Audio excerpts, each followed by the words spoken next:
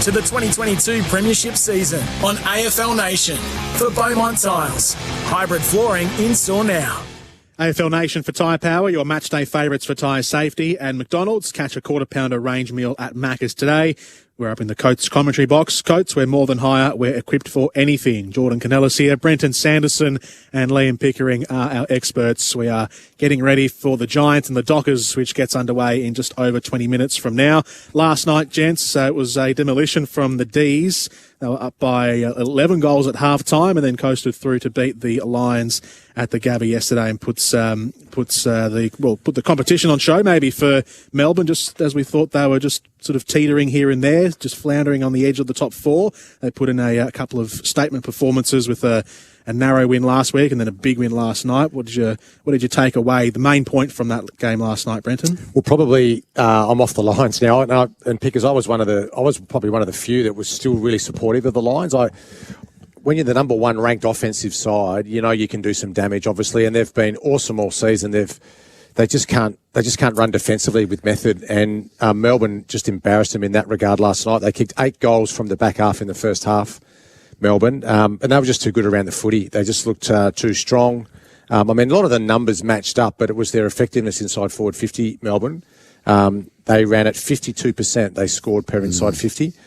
Brisbane only scored 32%. And unfortunately, they played against each other 7 weeks ago, and it was defence, contest and ground ball. They got beaten, the Lions, and it was the exact same thing again last night, which is disappointing because you'd expect to learn from a result like that, which was only a few weeks ago. It was even an even poorer performance last night, given it was at home in front of a big home crowd, that they dished up what they dished up. But I think that's taking a little bit away from Melbourne. I thought they were excellent last night. It looked like the Demons that we saw in the finals. I love you can normally tell how tuned in a team is with their reactions to each other. You know, the lever goal and the way they got to him, and even the support for Harry Petty, at 3/4 time post game. I just thought there were some signs that Melbourne are getting back to somewhere near what we saw in September last year. They're not quite there yet, but I think they've got the capability of the upside of probably as much as any other club, to be honest, probably the most. Well, they have been building. Despite a couple of results not quite going their way, they've still been playing really good footy. And as I said, their defence and their contest is excellent. And then they just added last night that ability to be effective going inside forward 50. So a couple of little adjustments to their forward line. Brown played a little bit higher last night, take Andrews away. And obviously, Cozzy was sensational. Yeah. Those first 4 goals just really set him up. And it looks like they're going to be really hard to beat again. It's still open. There's 3 or 4 sides pickers, I think, now. Yeah. I had Lions in that mix, but not now. Not now. No, I'm with you. We are going to split off. Some of you will be going over to the North Melbourne and Gold Coast Suns game. The rest of you will stay with us here on AFL Nation for the Giants and the Dockers.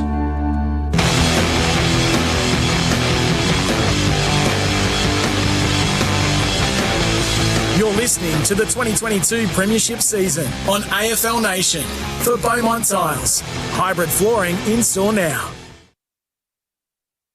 Are you self-employed and looking for a home or commercial loan? Talk to RedZ, loan specialists for the self-employed. They review each loan individually to meet your needs. Visit redz.com. Conditions apply. RedZ Lending Solutions Proprietary Limited, Australian Credit Licence 311128. Explore Karajini National Park on this new fun Go West tour. With experienced guides, you'll discover the ancient gorges and spectacular scenery. Travel on 4x4 buses into the 4 corners of the national park and leave your troubles behind at camp. If you're flying into the Pilbara, you can book airport transport services to Karajini as well. We have you covered with safe, fun and memorable experiences in the Karajini National Park with Go West Tours. Visit gowesttours.com.au. NHP are your local trusted #1 choice for everything a Sparky needs. NHP electrical products are available from recognised electrical wholesale stockists with service-ready levels of key products. With NHP's range of globally sourced best-in-class products, you can think global, trust local. When you buy NHP, you're buying 100% Australian-owned and supporting local Aussie jobs. You can find NHP electrical products at your local recognised electrical wholesaler stockist or nhp.com.au.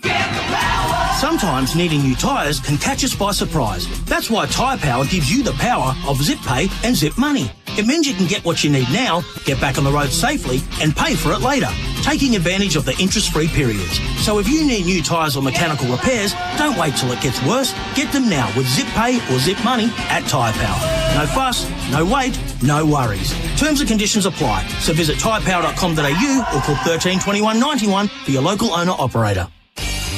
Looking for a better value 5G mobile plan? Mate! Get the Soulmates 5G plan with 60 gig of data, 500 gigabyte data bank, and a Tidal Hi-Fi music subscription of just $40 per month. That's right, 5G mobile for just $40 per month. Mate! Why wait? Make the switch to Mate. Visit letsbemates.com.au or search Mate online. Okay, my battery's nearly gone. Am I picking up the kids from training or you are? Yeah, can you put them for 5? Couldn't hear you. Can you say that again? My battery's nearly... flat.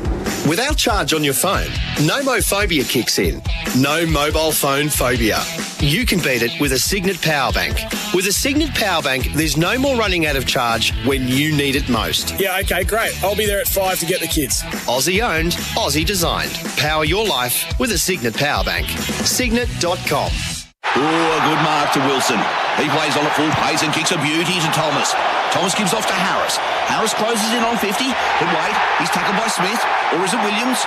Williams scrabbles for the ball. Kicks it to a guy in blue who kicks it to some other guy in blue. Now some tall bloke has the ball. He kicks it to an even taller bloke. Kick. Handball. Kick. Don't miss the best bits. You won't miss a moment if you drink Wise. Proudly brought to you by Drink Wise. G'day, it's Gerard Healy and Kane Corns. We're all creatures of habit, and if you've made it a habit to sleep on worn-out pillows, time to sleep on a Spinal Ease. It aligns the head, neck and spine for comfort and support. Since I got a Spinal Ease pillow, no more annoying headaches. I absolutely love it. The Spinal Ease pillow will change the way you sleep and wake forever. Order your Spinal Ease pillow now and get free delivery. Visit spinaleze.com.au. That's spinaleze.com.au. It'll change the way you sleep forever. They say you can't beat a classic, and with 100% Aussie Angus, fresh lettuce, onion and juicy tomato, Macca's Classic Angus proves them 100% right. Available after 10:30 a.m.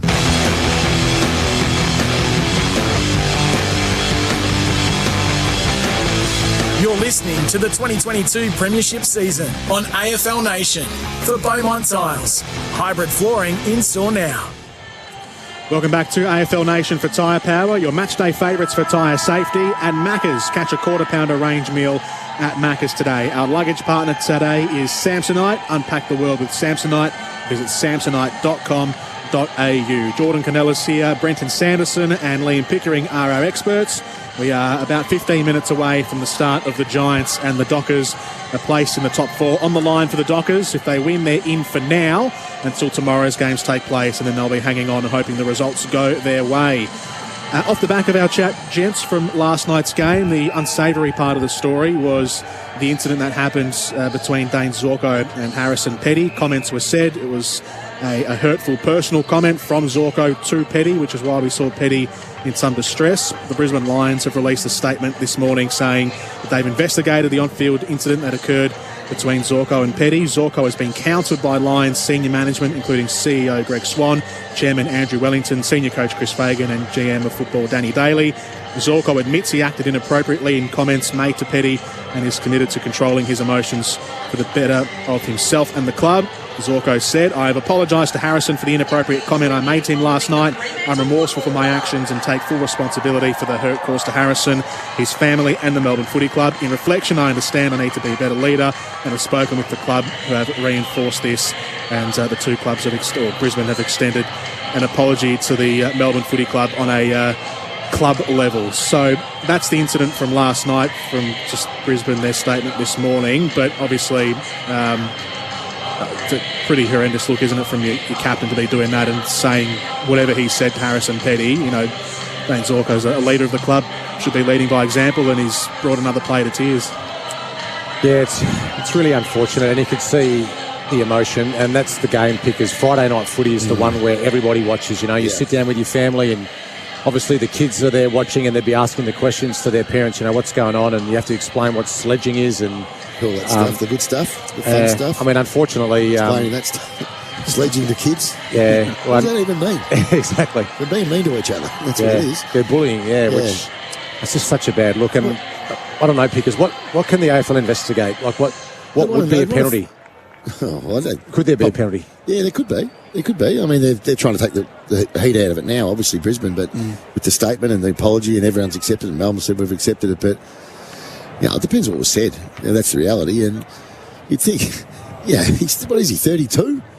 Like, you're not going to learn by then. I mean, you shouldn't need any counselling.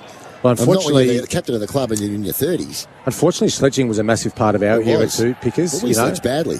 Yeah, but and you talk about the Australian cricket team, they're all that. they're the kings they're of the much sledge. better. Yeah, they're much better now, the players than they were. But you just can't do it these days. So what you get away with back when we were playing SEN, you just can't get away with these days. Thankfully, Pickers. And it's good. I agree. Yeah, it's much better just to gain courage by attacking the ball hard like that. Those little cheap comments that obviously become incredibly personal. There's no part in the game for that. And as I said, it's disappointing because it happened on Friday night, and there's community footy going on across Australia this weekend, and you would hate to see it reflected and flow back down through the community, which it unfortunately often does if something happens on a Friday night. How do you handle a situation like this if you're the sort of the victim, I suppose, Harrison Petty? What does the club do? How does the leaders at Melbourne help Harrison Petty? Depending on how hurtful it was, maybe he's thick-skinned enough to be able to move on now. But if not, how does that side of the story go down? Well, I'm not sure. And footy clubs are great because you've got each other to support. You've got your teammates and you've got your coaching group, and you've probably got a sports psychologist that can help in those situations. But I'm sure he'll get some pretty good support around him this week. And to his credit, he came on and played. Oh, obviously came back and played a really good last quarter. I thought he was excellent. After that moment. So we saw Chaplin speak to him. We saw Mark Williams speak to him. We saw good, and then his teammates obviously rallied around him in that last quarter. And there was a few wanted to fly the flag, I think, even after the siren went, which was interesting. But hopefully we don't see anything like that in the future because it was disappointing. I've got to mention the big news story of the week. I want to get your thoughts on it. Liam Pickering, I'll start with you. Alistair Clarkson, his appointment to the head coaching role of North Melbourne. With no disrespect to Essendon, is that the best move for the league, Clarko to North? Yeah, absolutely. But I mean, it's the best move for North Melbourne. So forget Essendon. They had their chance. They didn't want to go there. He picked North Melbourne, and we move on. And North will be onwards and upwards from here. They've got themselves a brilliant coach who's got history with the club. He's got a genuine love and care for the footy club anyway, which you have when you've been through the doors and played there for 9 years. So, it's a great coup by North Melbourne to get a little man, and he'll bring his own team and he'll bring his own ideas. And the guys that are playing at North, you want to be ready to roll your sleeves up, boys, because it's going to be game on when you come back after your little holiday. Yeah. His task in front of him is probably the biggest of the three jobs that he had offered to him in the Giants, Essendon and North Melbourne. North are starting from a lot further back from an on-field perspective, but I don't doubt for a moment that he would love that challenge. Seems like that sort of character and that kind of personality who would thrive at taking on that kind of task. Oh, yes, that's how he started at Hawthorn. They were in a similar position when he started at Hawthorn, really. They had a terrible year the year before. That's why they had the early draft picks, because they were near the bottom. So, it did take him a little while too, because it wasn't an overnight success at Hawthorn. No, it wasn't, but he put games into young players, and he stuck to his guns with Jordan Lewis and Ruffhead and Franklin and these guys. It didn't take him that long, Sando. It took him his first 2 years, slight improvements, and then they went years 3, 4, bang, premiership. Yeah. So it was 4. So it was 2000. His first season was 2005. 5. Yeah. So 5, slight improvement. 6, pretty good. Yeah. 7, finals. Yeah. 8, premiership. So 4 years he turned a young team. That's pretty quick. It is very quick, and cause from where they were going, they were just paddling. They were just going nowhere, really. Yeah. Look, I think he can turn it around a lot quicker than people think. I actually think there's some talent on that list that they just haven't got the best out of. Like, they haven't got anywhere near the best out of Horn Francis yet. He's only a first-year player. Taron Thomas has gone backwards. Yeah. Now, if you can get Taron Thomas going and get him back to what he was playing last year, I mean, that'll be a big start. Still got the talent through the midfield too. Jai Simpkin, Davey Zuniak. Having a great season. That's the crucial high in defence. Yep. You can build something around him. Larky in full forward. Yep. Build something around him. Zerha, a danger player. So there's no reason why they can't. Yeah, they've won 2 games this year. They should be looking to win 6 or 7 next year. And then they should be pushing up around that. And that's the crucial part about North Melbourne is they've been going to the draft recently. So they've already got the core of that team is still young and they're still on the up. And most football fans can see that the core of this team, the spine of this team, like Simpkin, Davey Zuniak, Ben Mackay in defence, they've definitely got the potential to be A-grade players in the competition. So it's not. There will be a clean out of some sort, I'm sure, but it's not going to. It might not be as widespread, and there's already a spine to work with. They've turned over 18 players in the last 2 years. I'm not sure they can keep turning them over. No, exactly. Now, most of these guys were young guys on 2-year contracts anyway. They won't be able to do too much, and they won't move on. They won't go train at Horn Francis. They're going to get the first draft pick anyway, and then they're going to get a priority pick, which will probably be at the back of the first round. So they're going to be able to build, through the draft anyway. But they'll bring in a couple, I think. The whole philosophy that they've been building towards now that they've got Clarko, they'll go out the window. Because Clarko goes, hang on, we're not doing this. This is the direction we're going to go because it's his club now. It's his team. Yeah. Would a team like North Melbourne give Clarko more reign to change things culturally than a strong, powerful club like Essendon would? It's an interesting one, Sam. I'm not sure that they will, but they'll need someone strong around him. So that's what want him doing it. He's had great support with his GMs of footy and every time. Yeah, whether Evans, it's been Evans, Wright, Fagan. Evans, Fagan, Wright. Yeah, 3 really good operators. And then he was a bit rudderless the last couple of years. That's right. At Hawthorn. Which I think he was missing, Righty, when he went to Collingwood. Look, he'll need some strong blokes around him. Todd Viney's going to go with him. I expect him to be the director of coaching. I don't 100% know, but I expect that's what the role would be. I would imagine he's come off the farm.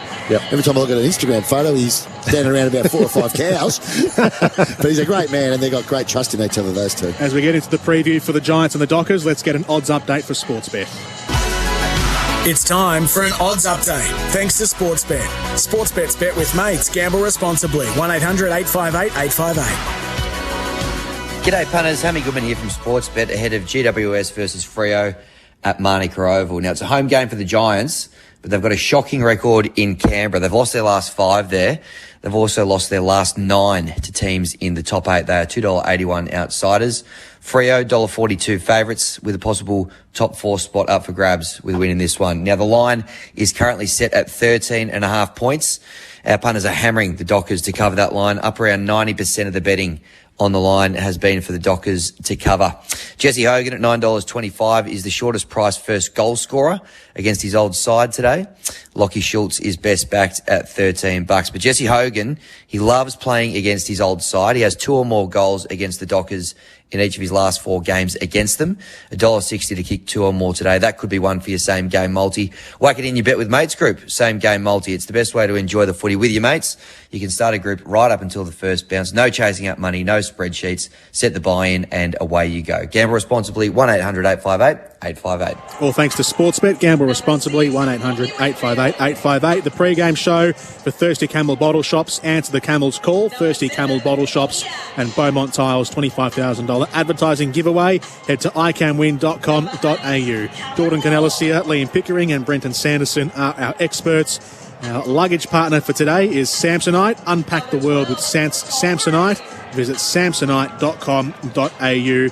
And when we take calls, it'll be for Star 21, 2021 Telstra Enterprise Partner of the Year. Both sides are out on Manuka Oval in the nation's capital, going through their final warm-ups for Ream. Ask your plumber to install a Ream steady, hot and strong. Pickers, what's the key to today's game for the Dockers? For the Dockers, the continued form of their strong midfield, I think. Sean Darcy hit some real form last week. And their midfield brigade in there. Oh, maybe you're the champ. Just get a little charge into the phone while we're doing it. I think it'll be a midfield battle. Yep. I mean, the Giants have got, that's one of their strengths as well, but if they can control in the middle of the ground, I think they'll have too much firepower to be able to, for the Giants, I would have thought this afternoon. And Brenton, what are the Giants? What are they going to offer up in in opposition to the Dockers today. In their last game of the season, they'll finish bottom 4. Yep. What are they going to show today, do you think? Well, today I want to see offense from the Giants, and that's been their trademark, I think, since their inception, has there been ability to be able to score and play with a little bit of pizzazz. But their offense has been poor this year. Clearances, they're ranked 12th in the competition.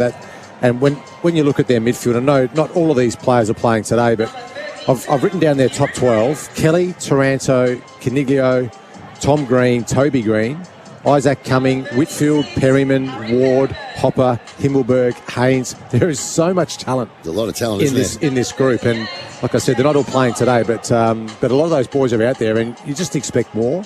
So for me today, I think against a really strong defensive side in Fremantle, I want to see Giants blow them away with their offence. I want to see some spread, some contest wins, but then some spread for the contest, and look for a really fast finishing Giants side to finish round 23. Okay, let's go through that 12 again. Excuse me, Sando. Let's go through them and tell us who's improved this year. Who's had a top line year this year of the guys that you yell out? Kelly, I think, has been really good. Very good. Now, he hasn't improved, but he's had a really good season. He's done his bit, yeah. Taranto, no. No, not for me. No. Caniglio? Better. Much better. Back to more towards what he had been doing. He hadn't been much better in the last couple of seasons. Yep. Tom Green's been the big improvement. Yeah, good. Yep. Toby Green's kicked 37 goals. Toby. Yep. No issues with him. Isaac Cumming? Not bad. Not bad. I'm not sure he's taken it to the level I expect. No, he's probably just plateaued a little bit with his form. A little bit. Lockie Whitfield?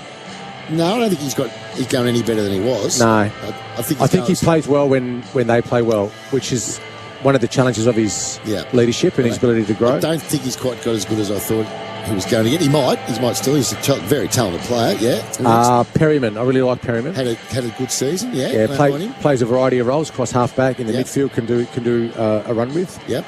Ward, well, he's at the end of his career. Yeah, well, you're not expecting too much more. He gives you his best every week, Jacob Hopper. No, I'm slightly down on what I think he's capable of. Has had injuries this year? Yeah, he has.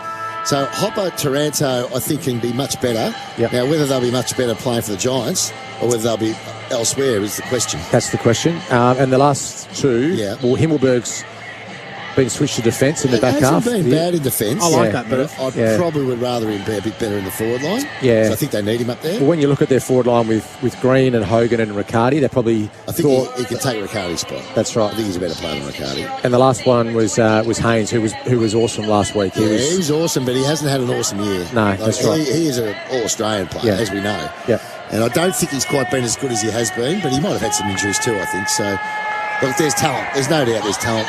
And they'll turn them over again this year. This is the problem with I feel for the Giants, because they get all these good players and they 3 or 4 of them leave every year. Right. They've got to replace them with more kids.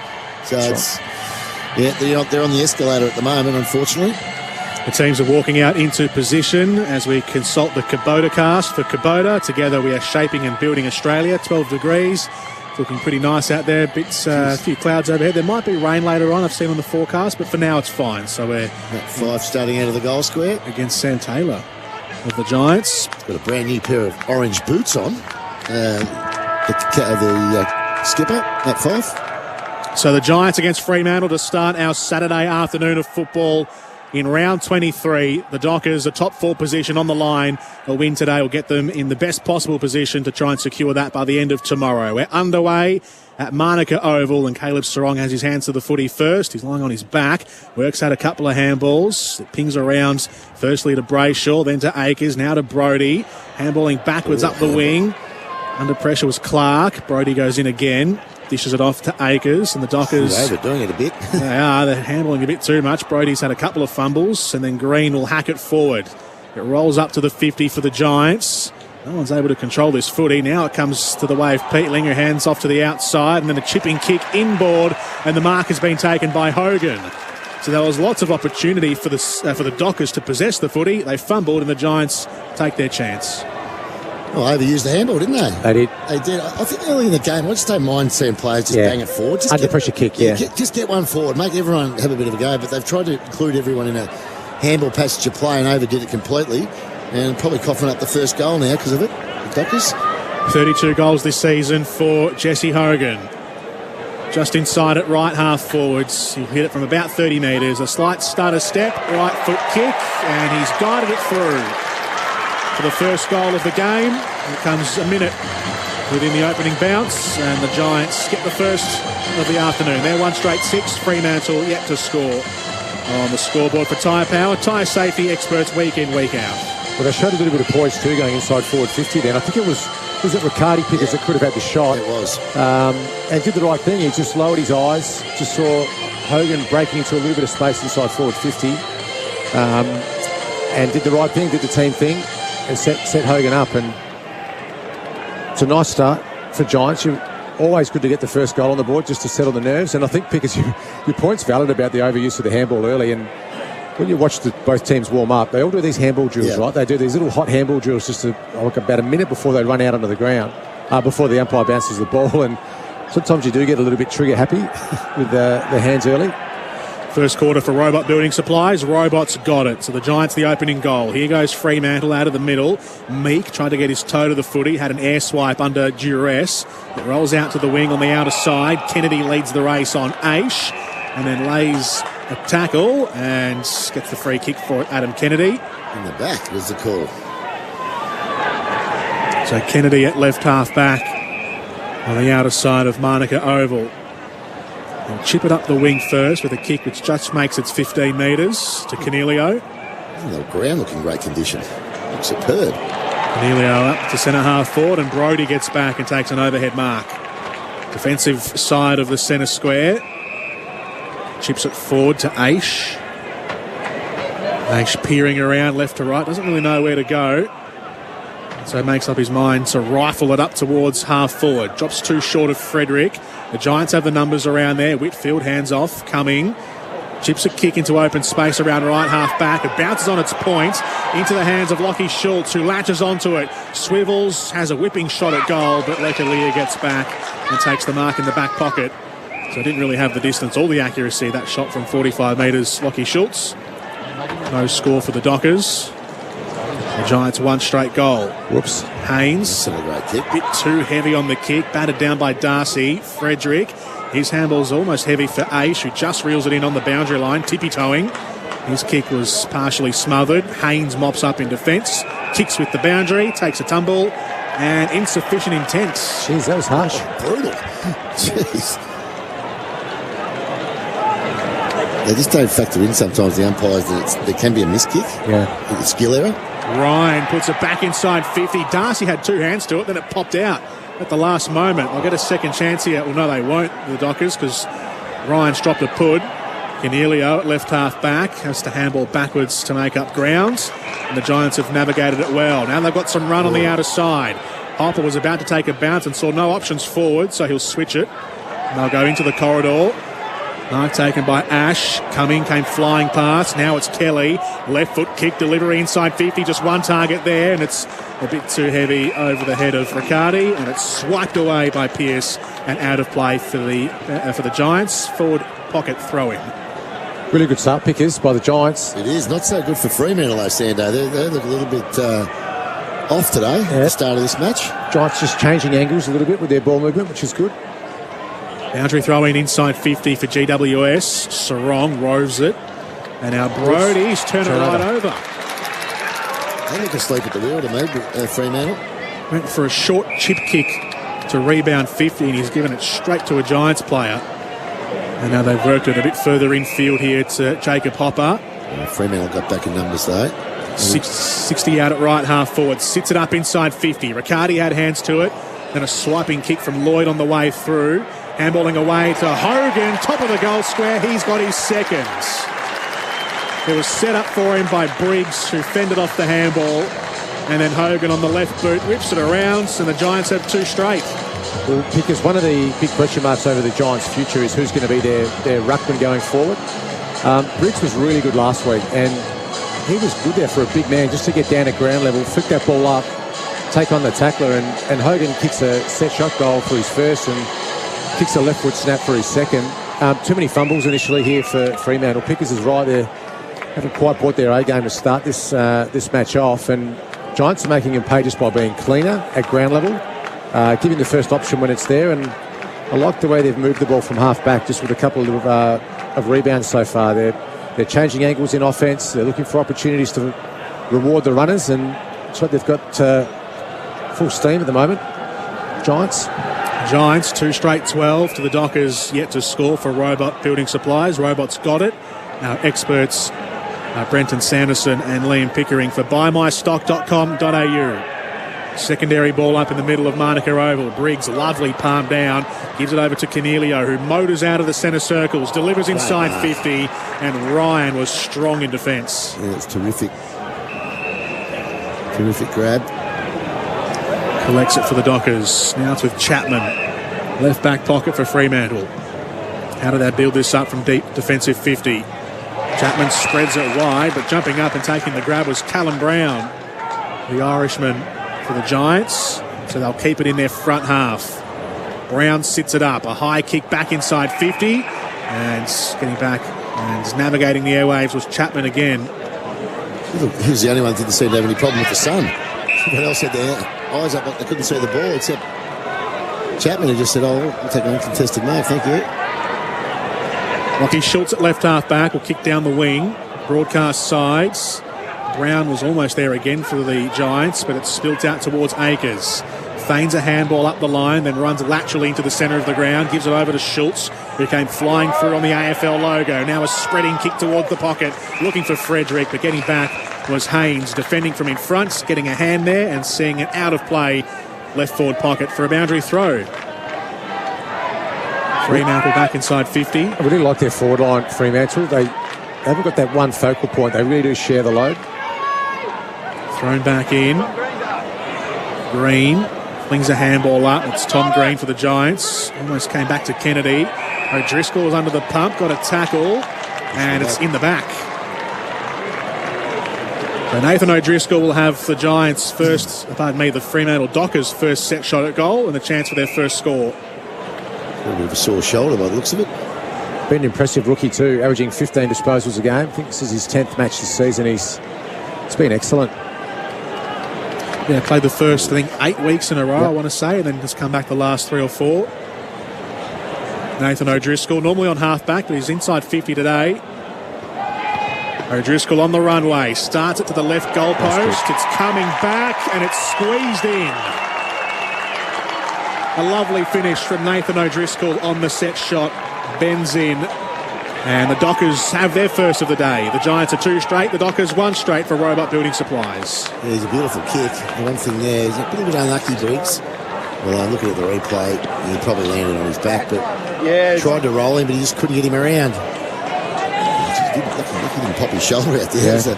Landed quite awkwardly. Briggs, he's 107 kilos, landing right in the middle of your shoulder. But nice finish. It just held its line, that ball, when he kicked it. So just talking about that forward line, because I know Lobb's out today, but Lockie Schultz has kicked 27 goals, Frederick 26, Tabernar 23, Banfield 18, Walters 17. They really do spread the mix there in their forward line. They haven't been a high-scoring team this year, but they don't really rely on one forward to kick all their goals. It's not a bad thing to have a few options, isn't it? Yeah. There aren't many tall options today. It'll be a rotation of Darcy and Meek going forward, and then Nat Fyfe overhead being the aerial options for the Dockers. Everyone else is a ground-level player. Well, they've started with Lloyd Meek in the ruck, not Darcy, so it's interesting because Briggs has won every hit out so far. Centre clearance from the Giants, gets up to right half forward, a free kick immediately upon the fall of the footy back to ground level, and Taranto has the free kick. And he's within range here, so he thinks. At right half forward, Tim Taranto will kick it from on the 50-metre line. Taranto into a canter now. Hits it from the 50-metre paints. Starts at left. Bends a little back, but not enough. And a behind for Taranto. The Giants lead by 7 points. 2-1-13 GWS to Fremantle 1 straight 6. AFL Nation for Maccas. Catch a quarter-pounder range meal at Maccas today. Ryan with the kicking in duties for the Dockers. Sends it to the near side. Haynes came through strong, couldn't hold the mark. Mundy picks it up off ground level in the centre square. Brodie quick hands to Brayshaw, flicks it over the top. And now they've got some dash here. The Dockers. Walker sidesteps around, gets the kick inside 50 and hits the target perfectly. It's Nat Fyfe. Leading out into right half forward, Nat Fyfe takes the mark out in front of his eyes and will tee up the set shot. They do that well. if you give them a little bit of time and space, Fremantle, they can hurt you with their run. They have got speed outside the contest, so you've got to keep the ball. You've got to keep the ball in a contest as much as you can against this team. Can't let them outside. It's a nice play inside forward 50. So Nat Fyfe back for just game number 7 of the season. Set sail from just outside the 50, but it's swerving away late. Drops in the goal square. Play stays alive, and Kennedy mops up for GWS. Hands over to Tom Green, and his kick has gone out of bounds on the full. In front of the Tom Green fan club. Yes, that's right. They've got that big marquee out there. Brennan Cox takes the free kick. Chisels it inboard for Sarong. So the Dockers still in their front half. Kicking to the left of your radio dial in the first term. Sarong sits it up. Big leap in front from Fyfe, but Taylor kept his feet out the back and takes the mark at fullback.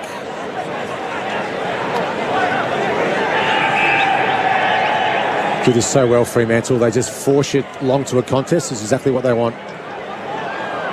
Taylor kicks it out to the far side. Pearce got there first for Fremantle, marking from behind.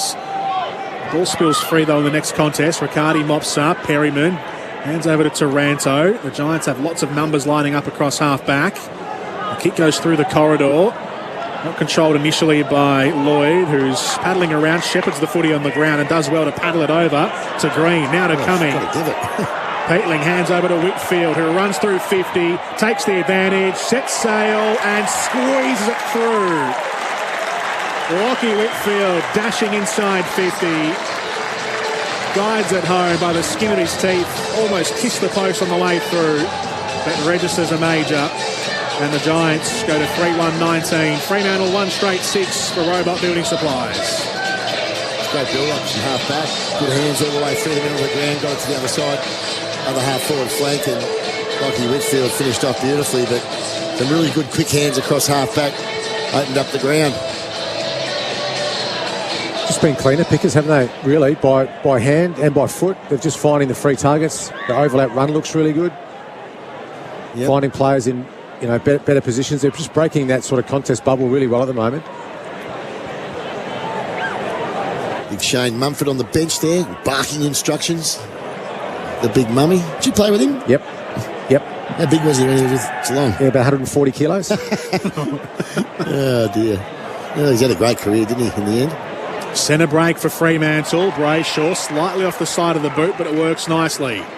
Schultz takes the mark left half forward, pops it up into the pocket. Fyfe was there. Aaliyah will try and collect it out the back, and then we'll see it over the line. So 19 plays 6. The Giants with the early lead, 3-1 halfway through this first quarter. We've played 14 minutes on the clock for Makita. Rule the outdoors. Boundary throw in. Inside 50 for Fremantle. Darcy flicks it out the back. Switkowski on his back. Handballs backwards. Cut off by Callum Brown. And then the next phase of play sees players sprawling across the turf for a ball up. Yeah, that was better pressure by Fremantle. Really effective tackling. Didn't give Giants the out. Darcy just got a finger down on that one. Booted away, and then the Giants will possess it out of defensive 50. Wards, that left half back, will spread it out to the wing, and it fades nicely into the hands of Daniel Lloyd, who marks. I just think they're winning too much of these balls across half forward at the moment. These are the ones that Fremantle normally can punch away or create a turnover, but Giants are taking too many marks through the middle of the ground, which will be upsetting the coaches. They're not blasting the ball, are they? They're looking for the shorts. Yep. Here again.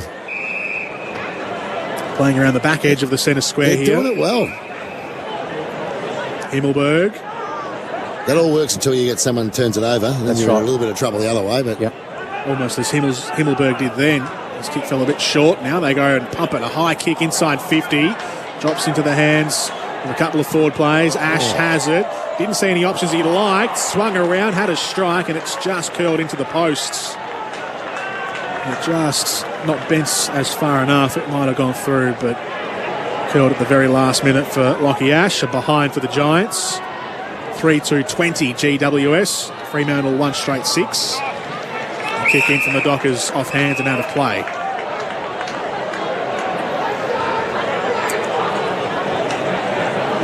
Just looking at the clearance numbers for safety steel sheds. in favour of the Dockers, actually. 4 clearances to 2 at this early point of the game. AFL Nation for Tyre Power. Tyre safety experts week in, week out. Tom Green hits it a bit heavy inside 50. Falls short of Cornelio. Trying to charge through there. I think it was Ward going in low. And it'll be a ball up in the right forward pocket here for the Giants. Thrown up. Giants lead it by 14. Clark had a fumble. Gets it back fortuitously on the bounce. Young over to Sarong. Handballing wide. Cox at right half back. And straighten up and kick down the middle. Almost over the head of Walker, who tries to paddle it to his own advantage, but he's outnumbered nonetheless. And Lockie Ash arches the back, turns and faces forward. The Giants moving back inside 50 again. They get it to the edge of the forward line. Mark taken. Wards.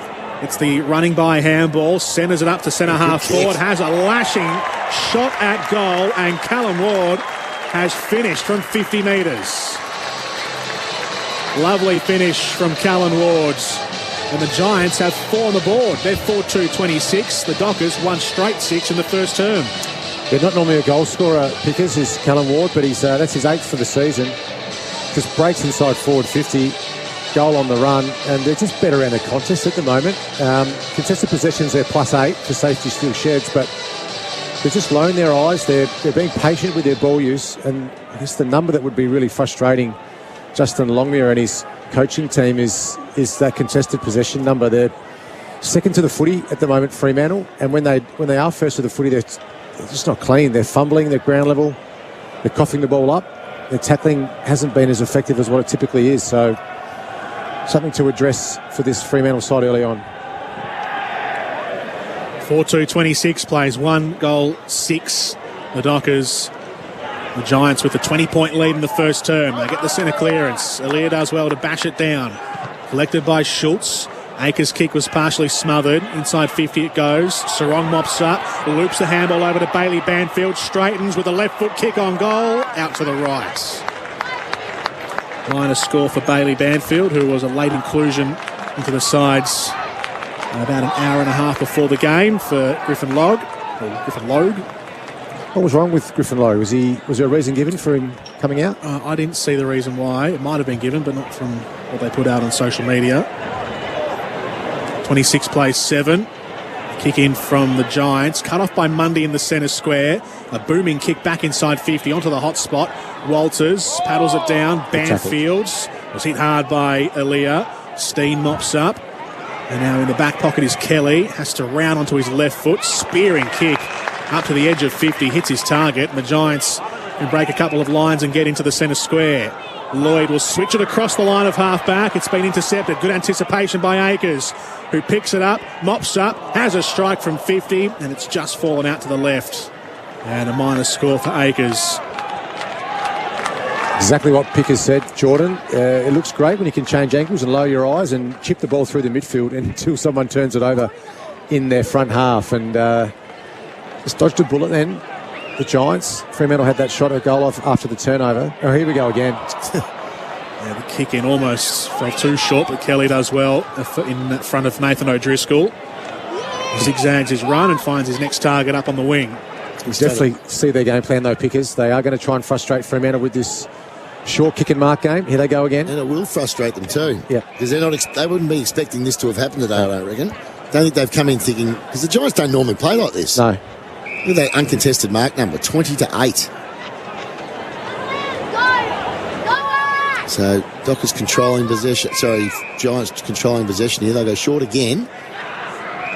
Canelio to half-back. Riccardi presents up and takes the mark. And switch it to the near sides to right half-back. Taylor will go quicker with the short kick to Whitfield. On the half volley, has time. Ooh, that's a risky kick. This is where it'll come undone. It was risky. Aaliyah was being ridden in too hard. Sarong, under pressure, Sarong, and he's turned it over, so the Giants get it straight back. Riccardi across the line of half-back. Penetrating kick to the wing. Mark taken on the near sides. Green. In fact, it's Hopper, I beg your pardon, who has it. Works it into the corridor. Cumming. Right next to the centre circle. Isaac Cumming. Now the longer kick from the Giants. They'll bite off a big one here. Inside 50. Fisted down by Walker, collected by Cox, Clark and Young. In the back half for the Dockers. Young's kick was a bit too tall for the intended targets. There was 2 or 3 of them on the wing. They've all missed it. Rolls out the back to Himmelberg, who mops up and will launch the Giants back inside 50. Long kick towards left half forwards. It's a bit too heavy for Taranto. Cox and Ryan will clean up for the Dockers on the last line of defence. And Ryan spreads it to Akers on the near side. He's kicked to a 2-on-1 in favour of the Giants. Cumming rose highest. Schultz was there, but Brown does the mopping up work. Handballing forward. Whitfield. And inside 50 goes Whitfield to Riccardi, who takes an uncontested mark about 45 out, but near the boundary line. He's had a bit of the ball, Riccardi, early in this match. Been all over the place. Just defensively, they're setting up really well, the Giants as well. Like every time Fremantle kick the ball forward, they seem to have the Giants outnumbering the Fremantle forwards, setting up the ground really well defensively. For a 5-1 lead for the Giants, Riccardi hits it from 45 metres out, right on the boundary though, and couldn't get the angles right. Goes across the face, and Riccardi a minor score. Well, outside of the Hogan set shot early, each player's had a bit of a horror having a set shot for goal. The wind potentially playing a little bit of havoc out there, but a lot of longer shots that just seem to be holding up both ends of the ground. It's probably swirling around a little bit for both teams. Into time on here in the first term on the clock for Makita. Rule the outdoors. 4-3-27 the Giants to Fremantle. 1-2-8 and a huge mark from Himmelberg. Put that in the book for later on. Yeah, he's started really well too, Himmelberg, cross half back. Great mark, got plenty of elevation on the back of Lloyd Meek. Oh, gee, this is interesting. Just refused to go down the line here, the Giants. Himmelberg's gone backwards and sideways to Taylor. I think they're trying to go around Darcy Pickers. That's exactly what they're doing. Yeah. A lot of teams do that to Melbourne now. Get around Max. Yep. So the Giants switch it to the far side, looking for Riccardi again at left half forward. He was engaged in a one-on-one. The third man in was Young, who collects it for the Dockers. They go up the line to Fife, who was behind the kick but mops up. Haynes pressuring him down. Fife launches a handball backwards, and Young has it on the logo, out of side. Akers is free in the centre square. Young will go in that general direction. Goes to Clark first, and now Akers will get it. On the broadcast wing, Akers will spread the play to left half forward. Switkowski marks. The Dockers looking for goal number 2. The Giants have a 19-point lead. Switkowski inside 50 with the kick, and he's hit his target in Walters, who has been paid the mark. Yeah, well, pushing the back one of the two. How he found that space is beyond me. I think that a little bit too easy, didn't they? Yeah, well, not sure what the Giants defenders were doing. He took an uncontested mark. It took forever to get in there. They'll be disappointed with that. Mark McVeigh controlled the quarter. The lapse of concentration there. Michael Walters in game 200, a milestone day for Sonny for the Dockers. He strides in, left foot kick for his first shot of the day, and the milestone man gets it. No problem at all on the left foot approach from Michael Walters. Fremantle have their second goal. The Giants, the home side, 4-3-27 here in Canberra, and Fremantle 2-2-14 on the scoreboard. For Robot Building Supplies, Robot's got it. Yeah, Pickers mentioned a really important goal for Fremantle. They just needed something to steady the ship a little bit before quarter time, and Justin Longmuir will come down and reset the group and on their key strategies and how they're structuring up today. But just a lapse of concentration by the Giants defensively. They allowed an uncontested mark inside their forward 50, a ball that hung in the air for a long time. And Walters, it's his 18th goal for the season. It's had a strange year. You sort of feel like he could be the wild card in September for Fremantle if they just get him back to his best. But he's 31 years of age now. Jordan mentioned his 200th game today, but he's electric if you give him time and space. He's a whole nightmare matchup. That's what he is. Very clever players to throw to Fremantle there. Scoreboard back into 13 points now. The Giants still lead. Centre clearance for the Dockers. Aaliyah rose high and bashed it back towards centre half back for the Giants, making up attacking territory. Briggs is there. Hands over. Perryman, long handball up the wing. Steen gets there first for GWS, and he wasn't going any further as Ryan wrapped him up. And a ball up on the outer side in neutral territory on the wing. Meek doing the ruck work for the Dockers. Ward roves at first, spills out to Sarong, turns over the handball to Taranto. Perryman shrugs off Meek. Back to Taranto, who backs out of the traffic, going towards centre half back, so conceding ground the Giants, trying to keep it in their possession. They've got a bit sloppy late in the quarter, haven't they? They have. Briggs was a bit bumbly and he's given it back to Aish. His kick not much better though. Trundles over the boundary line for a throw. Oh, they're not playing that deliberate. You've got to be joking. I reckon it is.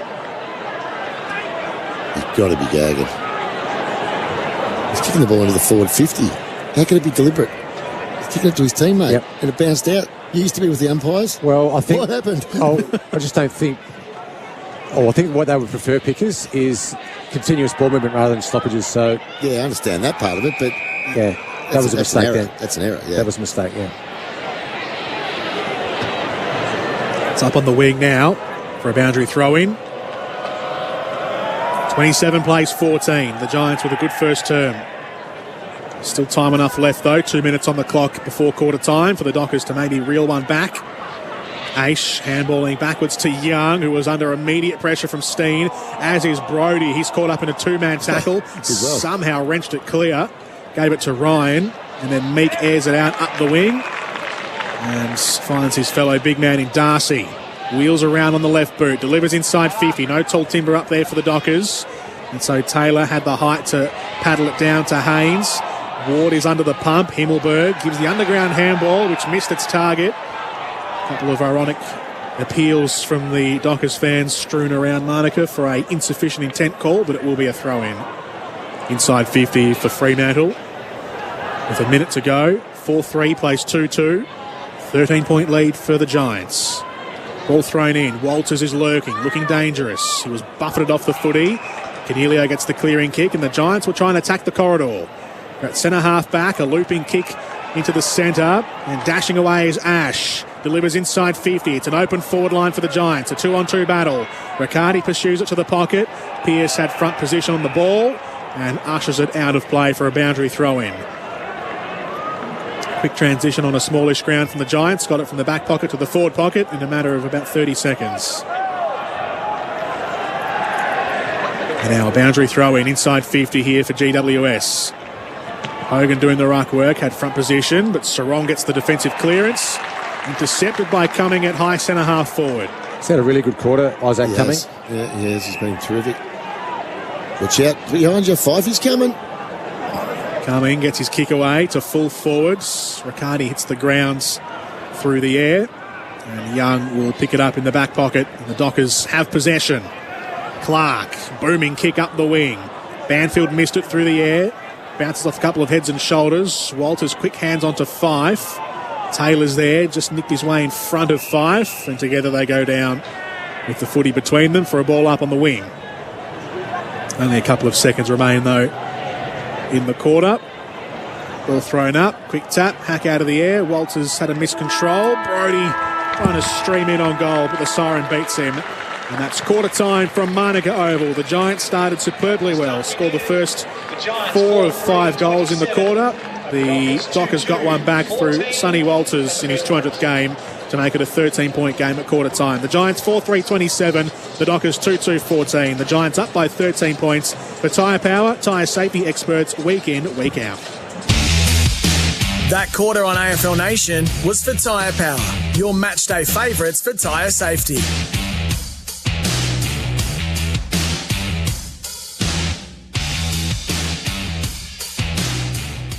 Are you self-employed and looking for a home or commercial loan?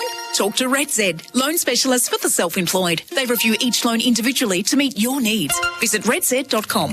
Conditions apply. RedZ Lending Solutions Proprietary Limited, Australian Credit Licence 31128. Explore Karajini National Park on this new fun Go West tour. With experienced guides, you'll discover the ancient gorges and spectacular scenery. Travel on 4x4 buses into the 4 corners of the national park and leave your troubles behind at camp. If you're flying into the Pilbara, you can book airport transport services to Karajini as well.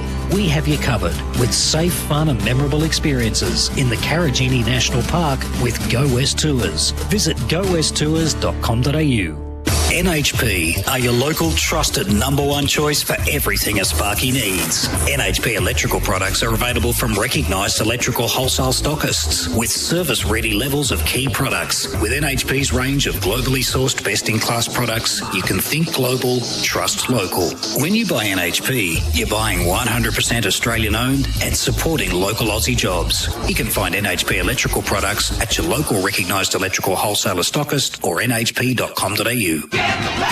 Sometimes needing new tyres can catch us by surprise. That's why Tyre Power gives you the power of Zip Pay and Zip Money. It means you can get what you need now, get back on the road safely, and pay for it later, taking advantage of the interest-free periods. So if you need new tyres or mechanical repairs, don't wait till it gets worse. Get them now with Zip Pay or Zip Money at Tyre Power.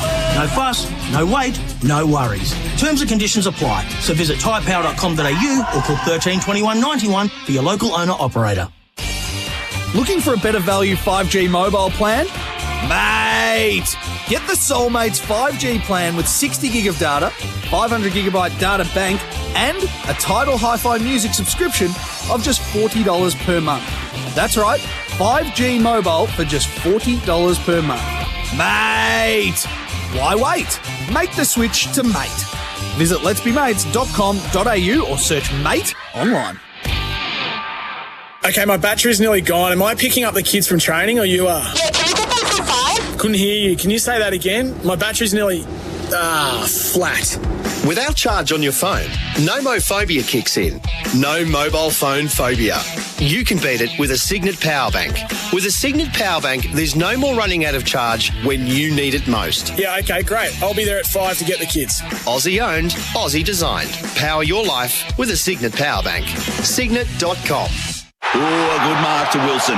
He plays on at full pace and kicks a beauty to Thomas. Thomas gives off to Harris. Harris closes in on 50, but wait, he's tackled by Smith. Or is it Williams? Williams scrabbles for the ball, kicks it to a guy in blue, who kicks it to some other guy in blue. Now some tall bloke has the ball. He kicks it to an even taller bloke. Kick, handball, kick. Don't miss the best bits. You won't miss a moment if you drink Wise.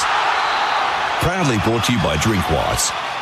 G'day, it's Jared Healy and Kane Corns. We're all creatures of habit, and if you've made it a habit to sleep on worn-out pillows, time to sleep on a Spinal Ease. It aligns the head, neck and spine for comfort and support. Since I got a Spinal Ease pillow, no more annoying headaches. I absolutely love it. The Spinal Ease pillow will change the way you sleep and wake forever. Order your Spinal Ease pillow now and get free delivery. Visit spinaleze.com.au. That's spinaleze.com.au. It'll change the way you sleep forever. They say you can't beat a classic. And with 100% Aussie Angus, fresh lettuce, onion and juicy tomato, Macca's Classic Angus proves them 100% right. Available after 10:30am.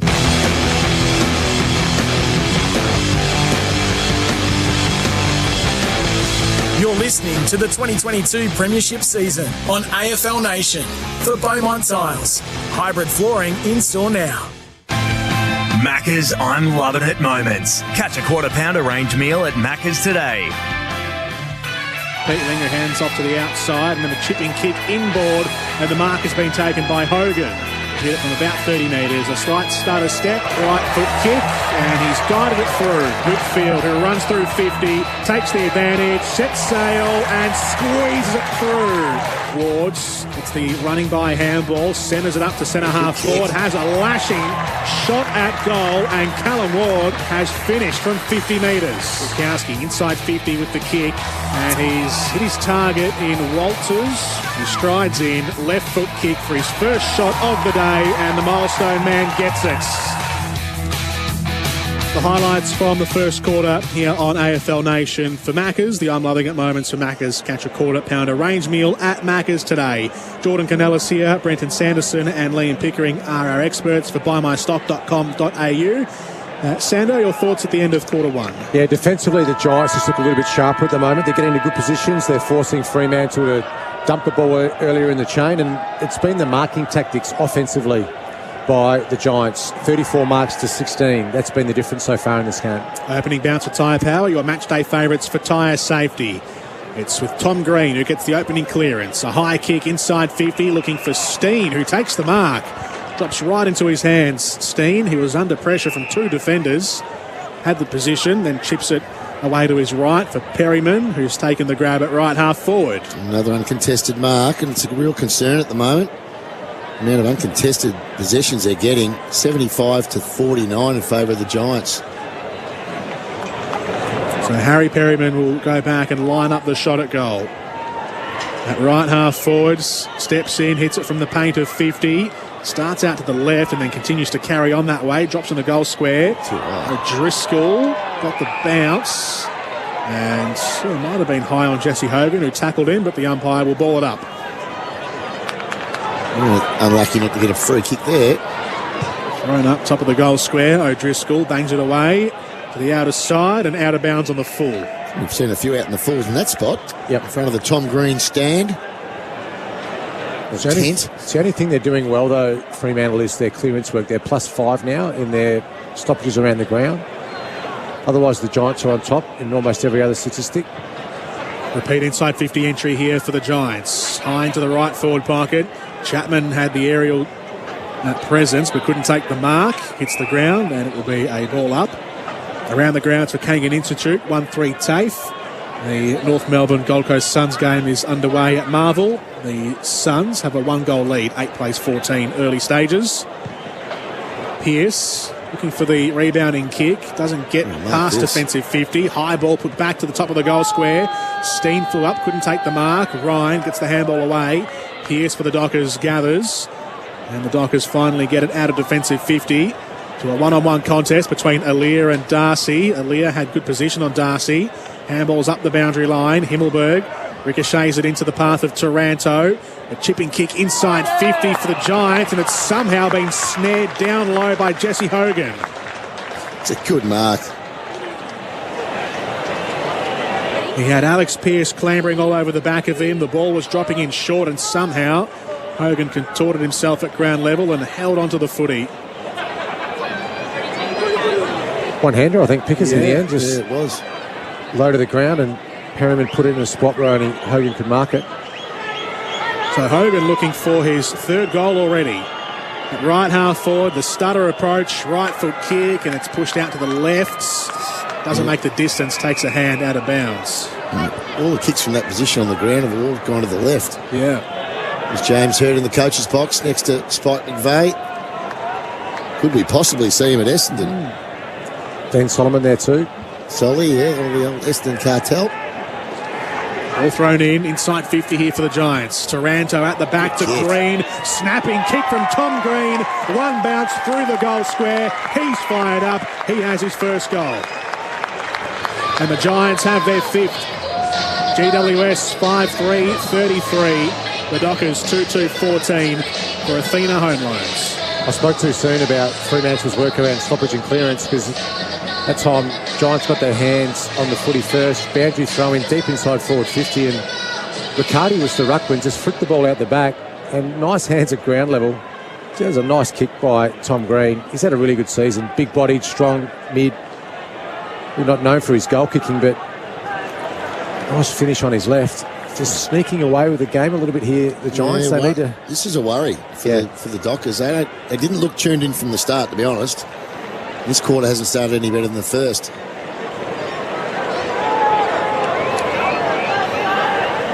So the Giants, 19-point lead at the moment.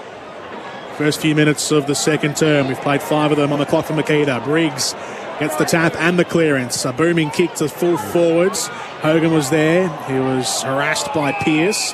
And the ball hits the ground in the right forward pocket to be thrown up. 33 plays 14. AFL Nation for Maccas. Catch a quarter-pounder range meal at Maccas today. Thrown up to the goal line and it's been toe poked through. Riccardi was there. Alex Pearce was chasing back.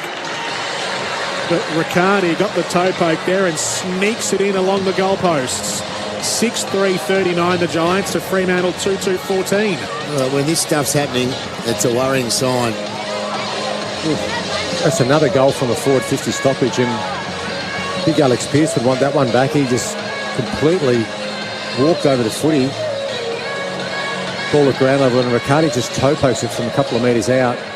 under the hands of his opponent, Cox. But you just feel that. What do you do, Pickers? What's the call from the coach's box here? For a start, I would sort out your middle of the ground stuff, because that last centre bounce clearance, Briggs just walked through. Yep. And he's a young player. I mean, Lloyd Meek's got to be a bit stronger in the contest here. 39 plays 14. Giants, bright start. 2 goals in the first 5 minutes of the second quarter. Got a free this time, Fremantle. I think you need your leaders here, Pickers. This is what the message would be coming out from the runner. You'd go straight to your more experienced players and explain that you need a lift from your senior players. Might be a reversal here in the free kick too. This is yes. Yep. It's like Callum Brown might have been taken high by Walters behind play. And they'll break forward quickly here, the Giants, making the most of this. Hogan in the forward pocket, hands off. Shot at goal coming through from the forward pocket. Don't tell me. Oh, it's made it. Tim Taranto. Marvellous.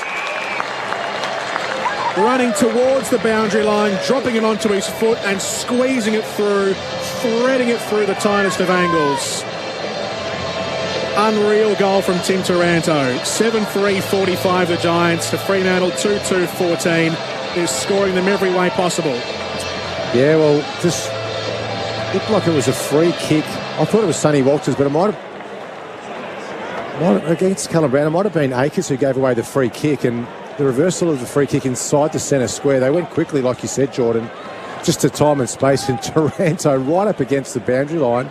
It's bounced 2 or 3 times, but it was a kick that he definitely meant to do. His first for the afternoon, but all of a sudden this has been a pattern, Pickers. It has. This game's getting out of hand for Fremantle. A 13-point lead at quarter time has blown out to 31 points in the space of 6 minutes. And it's not getting any better this. Another clearance, another mark in midfield, and Whitfield gets it inside 50 and hits the chest of Hogan, who came bullocking out in front of Pearce. They're not tuned in here, Fremantle. This is a little bit easy for the Giants at the moment. They've got so much to play for, Fremantle, and they've turned up half asleep. Hogan looking for his 3rd goal. He'll set it up top of the goal square instead. Takes hands. Brodie. Chapman. Dishes off to Walker, who slaloms his way through the traffic. It's an awkward kick outside of the boot. Spins away from Akers, but he's rounded it up nicely. His kick, however, lets him down. Kennedy took a knee and let it hit the chest. It's really hard to arrest this sort of momentum as well. Like, as soon as a young side gets a little bit of a momentum shift and they can sort of sniff a victory, away they go. So it's a long way to Fremantle to come back in this. Kennedy sits it up to the 50. Chapman collects it, hits the ground. It'll be a ball up. Our experts are Brenton Sanderson and Liam Pickering for buymystock.com.au this afternoon on AFL Nation. The Giants 45, Fremantle 14 in the second term. Brodie with the in and under handball looking for Sarong. Walker collects it and then gets taken to grounds and will concede the stoppage. The Giants in their attacking 50. It's about 40 metres out, straight in front. Darcy from Fremantle punches the ruck contest back into the centre square. Kennedy cuts it off. They go back inside 50, the Giants, and Pearce this time does get the battle won on Jesse Hogan. He takes his mark in the left back pocket. Alex Pearce. Just look really nervous going forward, Fremantle. Maybe it is the lack of tools today in their team. That's a good mark, though. No, didn't pay it. Didn't pay it. Darcy thought he'd had it. Tom Green rips it away. And the Giants back on the move inside 50. A high kick to the top of the goal square. Hogan was caught flat-footed behind Pearce. Young came through. Handball centrally in front of his own goal for Cox, who was put under immediate pressure by the position of the handball and has to concede the tackles and the ball up. But they just look half a yard off the speed today, Fremantle. Unfortunately, in these road trips, they can throw a little bit of havoc into your routine, and they haven't come to play as hungry as what we've seen most of this year. You did tip this before. I just thought they'd turn up today, and it's so much to play for. Yeah. Really switched on. What was their record in the last game when they're on the road, Zipper? 0-13? Fremantle? Yeah. 0-15 in interstate games. Yes. Boundary throw-in inside 50 here for the Giants. Work down, Peatling, hands off to Ward, who wriggles away from Aish. Taranto's not getting past Hayden Young, however, and he's taken into the turf. So a string of stoppages here around the 50 for the Giants. Matt Fyfe just played only as a forward so far in his comeback game. Haven't thrown him on the ball as yet. Only a handful of touches too, like little impact. So that's potentially a move Longmuir could pull, was just get Fyfe around the footy a little bit more. He's looking a little bit concerned at the moment, the coach. Boundary throw in on the 50, right half forward. Bounces on its point from the throw in. Mundy overhauls it before it reached the boundary line. Hands off backwards to Walker, who ducks the tackle, faces up and kicks it down the line. Meek takes it on the half volley. Had it almost slapped out of his hand by Lekalia, who does well to continue to pressure Meek. And his pressure has found the boundary, and it's saved probably an advantage of about 30 or 40 metres. Well, the inside 50s for the quarter. 8 the Giants, 0 to Fremantle. Yet to go in. Stats for safety, Steel Sheds. Boundary throw-in. Brodie got hands to it first, as he normally does, but was overwhelmed by the pressure, and the Giants take over. Hogan marks it high right half forward. Hands off to Cornelio, flying past. Delivers to a one-on-one at the top of the goal square. Cox got back and defended Riccardi. Then gets the half volley on the ricochet.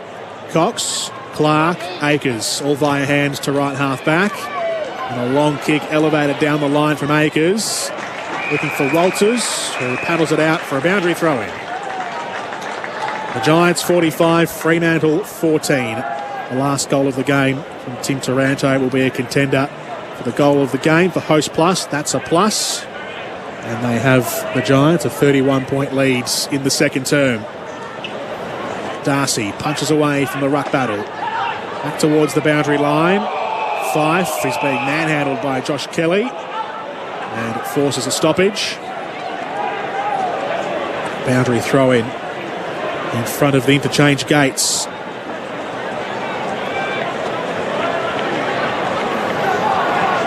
Briggs tips it down front and centre. Stabbing kick down the line from Whitfield. Scuffed along the ground and was too difficult for Taranto. Another boundary throw-in, this time up at left half forward for GWS.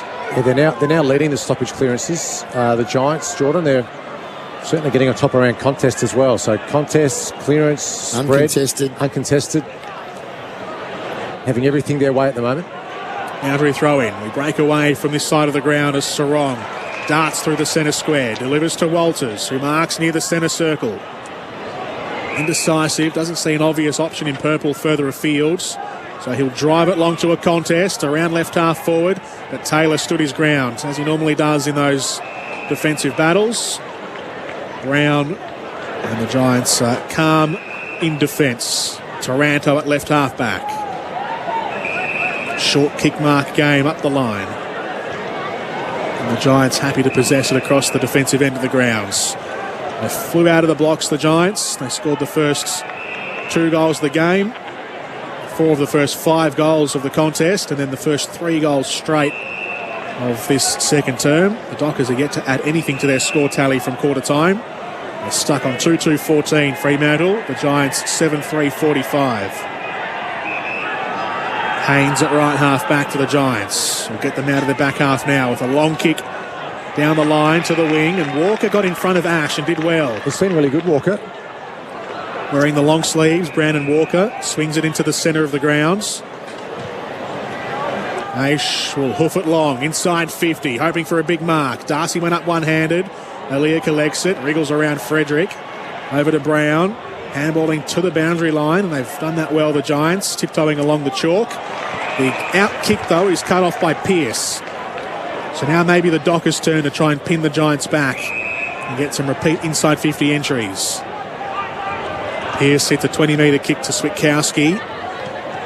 This will set them up inside 50. Through right half forward, looking for Darcy. Couldn't take the mark. Battling away at ground level, Aaliyah, but Frederick came swooping through. Hands off to Brodie. Had no space to shoot. Sarong makes space to shoot. Tumbling backwards, and he can't curl it around.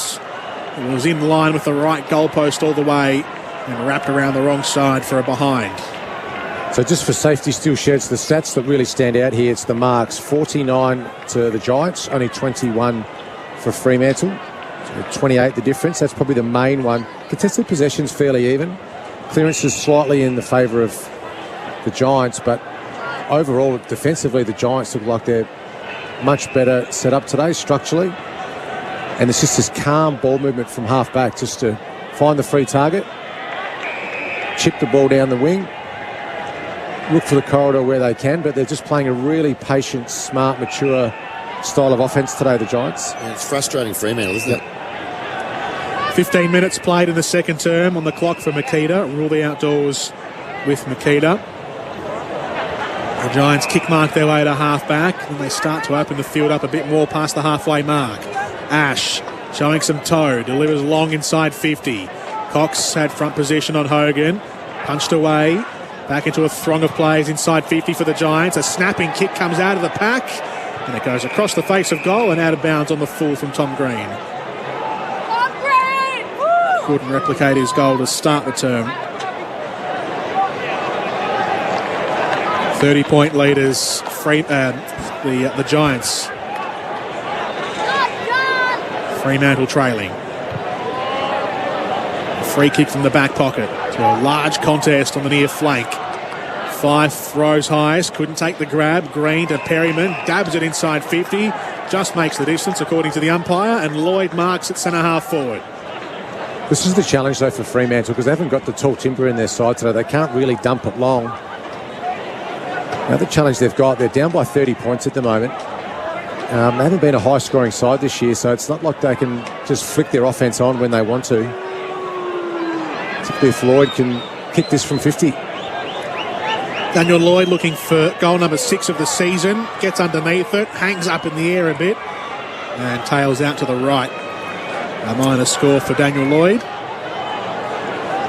Margin back out to a game-high 31. I just think Fremantle need to take some risks now. They just need to look for some overlap, run and carry, get the ball to the open side of the ground, get some speed on the game, access your forward line a little bit quicker. These long, high kicks going forward are just not working. Well, that's a great mark by Fife. Fife elevates through the air, takes the mark. He's into midfield now. Long kick down the line. Taylor put himself in the path of the footy and the path of a couple of other bodies. Aaliyah. And he's got himself a free kick, like Aaliyah, for in the back. Aaliyah, the 195-centimetre key defender, chips it backwards to full back. Now they're under pressure. He's gone to Cumming, and he's been tracked down by Walters. And they've fumbled it, the Giants. Had total control and a missed kick. And then some pressure from Michael Walters gives himself a free kick, top of the goal square.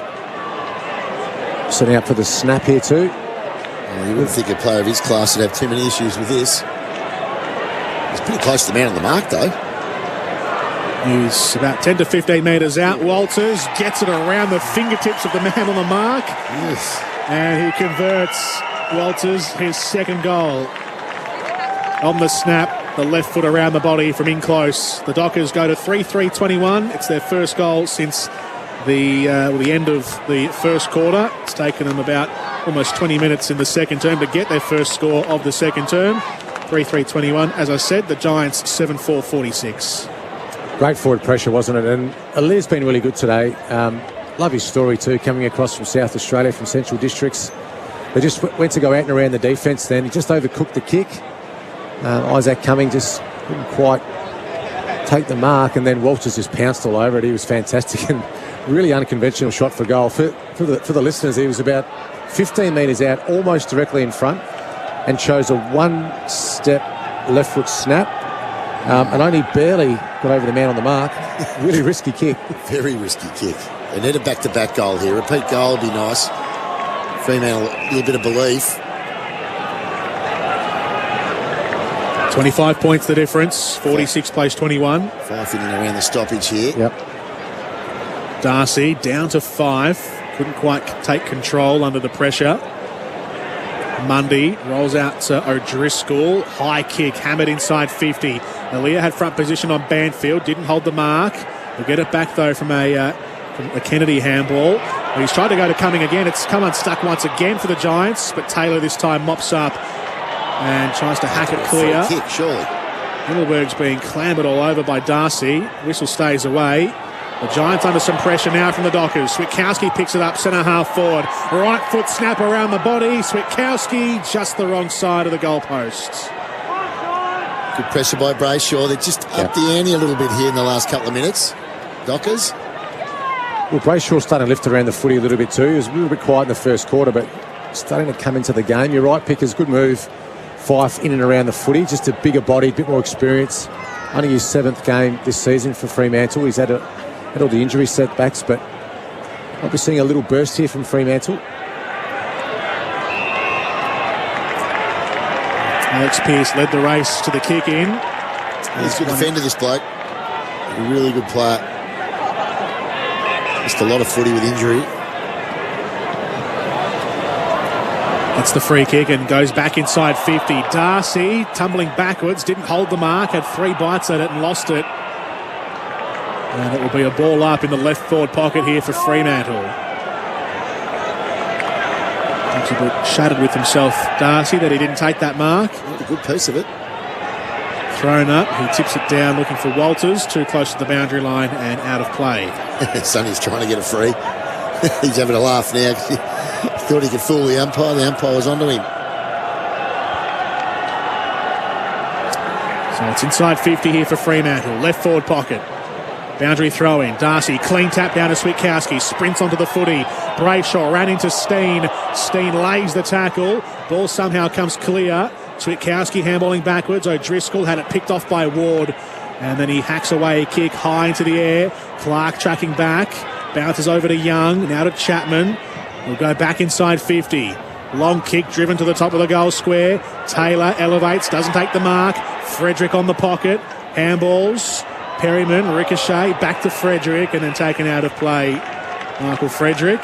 Another boundary throw-in, same position. Gee, I like their tackling today, the Giants. They're sticking everything. Every time a Fremantle player gets his hands on the footy, those orange jumpers, they just get wrapped up, really clean, really effective. Ball thrown in, Darcy grabs it out of the ruck. Switkowski's been threatening the last few minutes. His kick goes across the face of goal from a snap. Takes a few hands, and another throw in from the opposite forward pocket. His speed's starting to give a little bit of a concern for the Giants. Switkowski, yeah, okay, that's the one. I can normally say it, but not today. Those false teeth in. But he's got some speed, that's what he's got. He's actually getting to the contest, getting through the contest. Darcy grabs it out of the ruck again, drops it to the top of the goal square. Frederick was being harangued. Brody put his head over the ball. And that is going to be a free kick. He had his head down already. Not sure they can argue that one. Yeah. Got a feeling the head was already down. Yeah, genuine head over the footy. Going for the ball. Will Brody. One of the good stories of the year, Will Brody. Averaging 27.5 possessions per game. One of the recruits of the season. Yeah, got him for nothing. Coming down from the Suns, yeah. The Suns are even paying for the privilege of him to play well for Fremantle. Big-bodied contested midfielder, Will Brody, and now time for a goal. Right foot kick, makes the goal umpire work a little bit from in close. But from 15 metres out, Will Brody converts. And the Fremantle Dockers starting to get a few back. They've scored 2 in a row now in the second term. The Giants still holds a 18-point lead, 7-4-46 GWS. The Fremantle 4-4-28. So he's already down. Yep. So that's a good decision. Was the knee of Hopper that just got him on the top of the head when he had his head down over the footy, but because that was his only, I guess one of his knocks when he was at the Suns and also in his draft year was he's not the cleanest player by foot, but he's really tough over the footy. His contested ball and clearance numbers are excellent. He's a good size too. He's 190, so he's a good size mid. Yep. Knows how to get. I liked him a lot as a junior, but then I wonder what happened to him at Fremantle, at the Gold Coast, because it just didn't look like playing him. Yeah, it just thought it was his untidy possessions. Yeah, he just couldn't quite hurt you by foot. Has he been handballing a lot more this year, though? He has, yeah. Which is a smart move. If you're a great kick, use your hands a bit more. Yep. Having a great old time in the outer here, the fans at Monica. Yeah, with Oliver was one of those at the start. Oliver didn't trust his own kicking. I think he's a much better kick than he thinks he is. Yep. And he's now started to kick the ball more. He's become a much more dangerous player. Yeah. Now the Dockers starting to get some ascendancy at the stoppages. Great effort. Sarong, the clearance. Walters went back with courage and the mark wasn't given to him. Callan Brown with the rebound kick, long down the wing. Walker does well to reel it in. Fakes a couple of players running past and then hands off to Young. A long kick driven up towards half forward over the head of Walters. And it'll sit up on the boundary line for him and then out of play. And Walters goes tumbling into the LED fencing around the grounds. Has a look at his knee. Make sure he didn't draw any blood. And he's right to resume off this boundary throw in. Left half forward, ball thrown in. Darcy flicks it down from the ruck battle. Hits the ground and parked underneath it. A couple of Giants defenders, including Stephen Cornelio, for a ball up. About 35 metres out around the left forward pocket here for the Dockers. O'Driscoll picks it up from the pocket, has a shot at goal. And Nathan O'Driscoll, not the first time he's done that this season, scoring on the angle around the boundary, and he has his second goal. And the Dockers have scored the last 3 in a row. He's a weapon by foot. Yeah. He's a real weapon. I saw him against Geelong, did a similar thing from the Mirrabel Street side of the ground, right there in the boundary line there, and he's somehow banged one home that day. And I thought, geez, where's this kid come from? But that was a beautiful pick-up and goal. Left foot, beautiful shot. Edging closer, back to 12 points now, Fremantle. And we said before, Pickers, we needed the leaders to lift for Fremantle, and we've seen just a little bit more action from Fife and Walters. Akers is getting a bit more of the footy now. I think Mundy's been quiet today. I haven't seen much. Very quiet. I haven't seen much from the 374-game veteran. Last game? Oh, no, last season. So maybe his last game, obviously. His last game at Canberra. He'll be happy about that. Well, he gets a final series at least. That's right.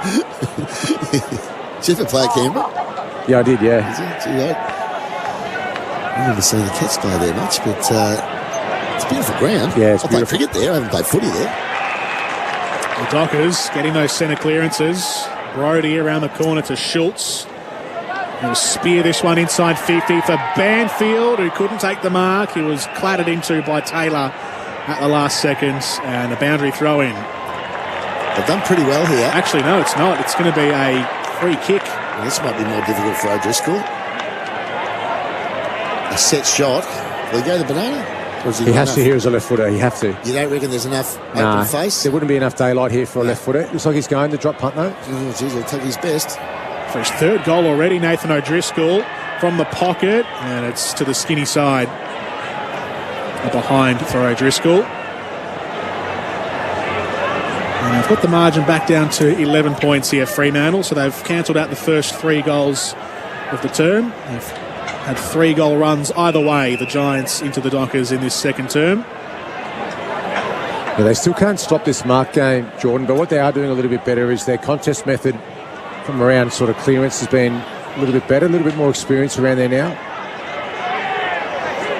Kick along the line, Clark competed through the air, but Taranto got to the fall of the footy. Now Green sticks his head over the ball, coming along the boundary. He's kicked trundles along the line. They're getting players to the footy first around most areas of the ground now, Fremantle. They've got the numbers on the outer wing. They'll move it into the corridor through the run of Chapman. He delivers up towards half forward, and a good mark taken by Brayshaw. He's about 70 to 80 metres from home. He'll run forward 10 metres and hit it high, hit it long to the top of the goal square. Himmelberg goes up, punches it away. O'Driscoll keeps it in the field of play. Hands off to Frederick. He hands backwards to Sarong, who's wrangled into the ground and out of bounds. Tom Green, the tackler. Got a free kick here. It's a dangerous tackle, do you think? I don't think it was, but that's what he's paid. Yeah. Yeah, I'm not convinced on it. Well, I think he had both arms pinned, so then you've got to be really careful how you sort of throw him into the ground. We did pick him up too. Yeah. Yeah, so anyway, this is a big kick. We've got 3 minutes left before half-time. 11-point margin in favour of the Giants. And Sarong coming out for 15th possession. Yeah, he's been really good for Fremantle. Had an excellent year. He's been running hot for Ream, over 80 years manufacturing in Australia. Caleb Sarong from the boundary, miss-hit. Grab it. And marked in the goal square by Taylor. It's a big 3 minutes Pickers now for the Giants. Massive. Yeah, they just can't concede another score. They've just got to get back to their way they've been playing in this first half. Just maintain possession, try and get some kick and mark going. Brody picks it up off the hands of Pearce. O'Driscoll spearing tackle, just got it away. Banfield couldn't take the mark inside 50. He was hard up on the boundary line with not much space to work with. Boundary throw in, left forward pocket for Fremantle. Looking to get as close as they have since the opening few minutes of the game. 11 points the difference currently. 46 plays 35. Darcy flicks it over the back of his head. Cornelio crumbs it and then clears away for the Giants. Back up to the wing. The Dockers have the numbers on the outer side, but it's good work from Green. Hands off and they've got some run. Now it's Lloyd's on the outer flank. He delivers long inside 50. Walker, has he infringed unfairly? Umpire says no. Whoops, fumbled. Fumbled in the goal square, Walker. And he's just done enough to get it away. And the Dockers have the numbers in support in defence, and Mundy takes the mark. Tracking back to goal, Brandon Walker, I think he was shoulder to shoulder with Riccardi, who hit the ground, and he might have been sweating on that one, Walker, that he might have given away a free kick. So Mundy only the 7 possessions, Jordan, today for Safety Steel Shed. So I mentioned he's being quiet. Fife only the 4. The Giants have the footy back. Himmelberg back inside 50 and out of play. Yeah, it's been more Brodie and Sarong who have been the midfield. Yep. Midfield power for the Dockers so far this afternoon. 7-4-46 the Giants. Fremantle 5-5-35 for Athena Home Loans. Pay down your home loan faster with Athena Home Loans. Right half forward for the Giants, thrown in. Darcy had hands to it first, but the Giants have the numbers. Taranto overran the footy, almost left it behind. Cornelio swings the kick inside 50. And the Dockers take the defensive grab. We're a bit better set up behind the ball now, the Dockers. Yep. Yeah, they're getting that defensive scheme, that system a lot better worked out. Just some quick calculations, Pickers. 583 games between Mundy and Fife for only 8 possessions or 9 possessions before half-time. It's unusual for the two of them. A minute to go before the main break. On the clock for Makita, rule the outdoors. Aish, long kick down the wing. Taylor takes the mark. He's called to go now. Whoops, it's a shank. He'll hit it back down the line, and he did. Way out of bounds on the full. The Dockers have possession, defensive side of the wing. Still time enough for one more forward thrust here from Fremantle. Aish goes long up to half forward, hits the ground. Darcy, a clever tap to Brayshaw. Dishes backwards to Brodie, who'll cast it long inside 50. Schultz flying through the air. And he's given away a free kick, Lachie Schultz. He was sideways through the air. Well, he went probably 3 or 4 seconds too early then on the jump, and then just hung on the shoulders of his Fremantle teammate. Sloppy free kick. Himmelberg, the rebound kick for the Giants. Darcy and Brodie collide through the air. And there's a shepherding free kick given here to the Giants, but there won't be any time to do anything with it. Half-time from Manuka Oval. The Giants had a hot start in both the first and the second quarters, and Fremantle able to arrest some of the momentum at the end of that second term. The Giants had 3 straight goals to start the second quarter. The Fremantle Dockers ended with 3 straight goals to end the term, cancelling each other out. It's an 11-point game at half-time. The Giants 7-4-46. The Dockers 5-5-35 on AFL Nation for Athena Home Loans. The half-time show is next. That quarter on AFL Nation was for McDonald's. Warm up with an apple pie at Macca's.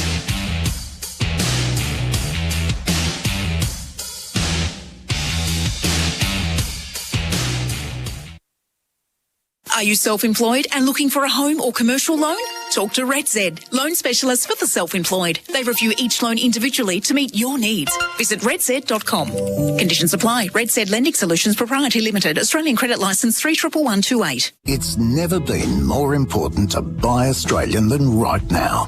Our local manufacturers and growers produce world-class products known for their quality, safety and reliability, all while generating local jobs, supporting our communities and helping Australian families now and into the future. So look for the trusted green and gold kangaroo logo. Buy Australian now. Visit australianmade.com.au.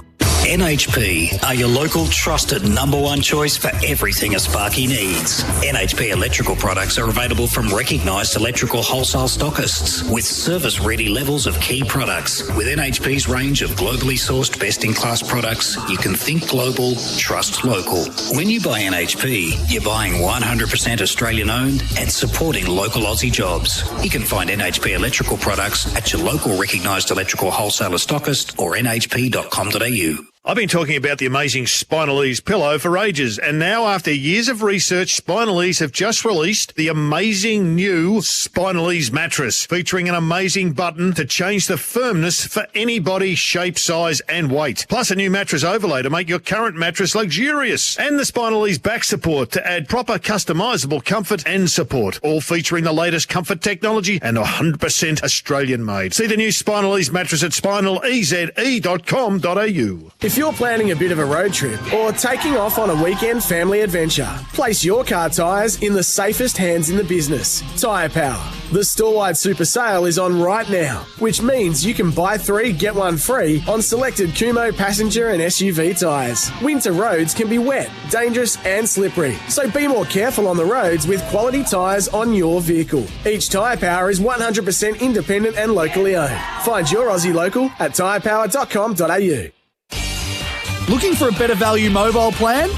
Mate! Get a range of 4G and 5G mobile plans with unlimited talk and text to standard Aussie numbers, plus 500 gigabyte data bank starting from just $20 per month. Plus, get a Tidal Hi-Fi music subscription included with selected plans. Mate! Why wait? Make the switch to Mate. Visit letsbemates.com.au or search Mate online. Installery.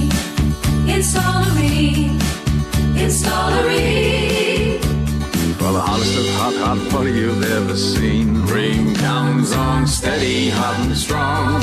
It just keeps on and on. Installery.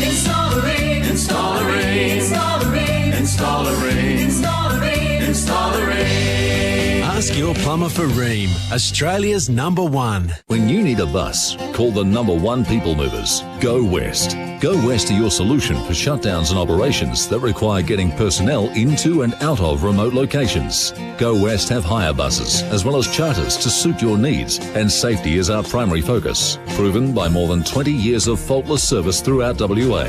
With bus depots in Karratha, Tom Price, Newman and Port Hedland, Go West can guarantee you continuity of service. Call Go West today. You'll find us online. 2 100% Aussie Angus beef patties, tasty cheese and chunky tomato relish. Macca's Mighty Angus doesn't just have might, it has height. Available after 10:30 a.m. for a limited time.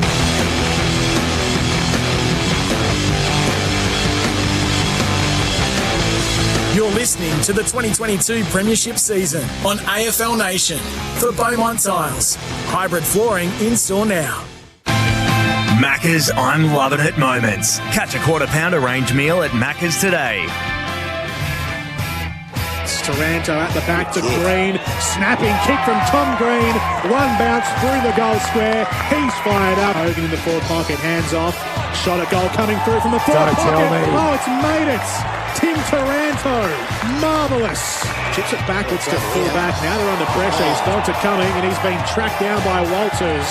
He's about 10 to 15 metres out. Walters gets it around the fingertips of the man on the mark and he converts. Left forward pocket here for the Dockers. O'Driscoll picks it up from the pocket. Has a shot at goal. And Nathan O'Driscoll, not the first time he's done that this season, scoring on the angle. The highlights from the second quarter for McDonald's. The I'm Loving It moments. Catch a quarter pounder at Macca's.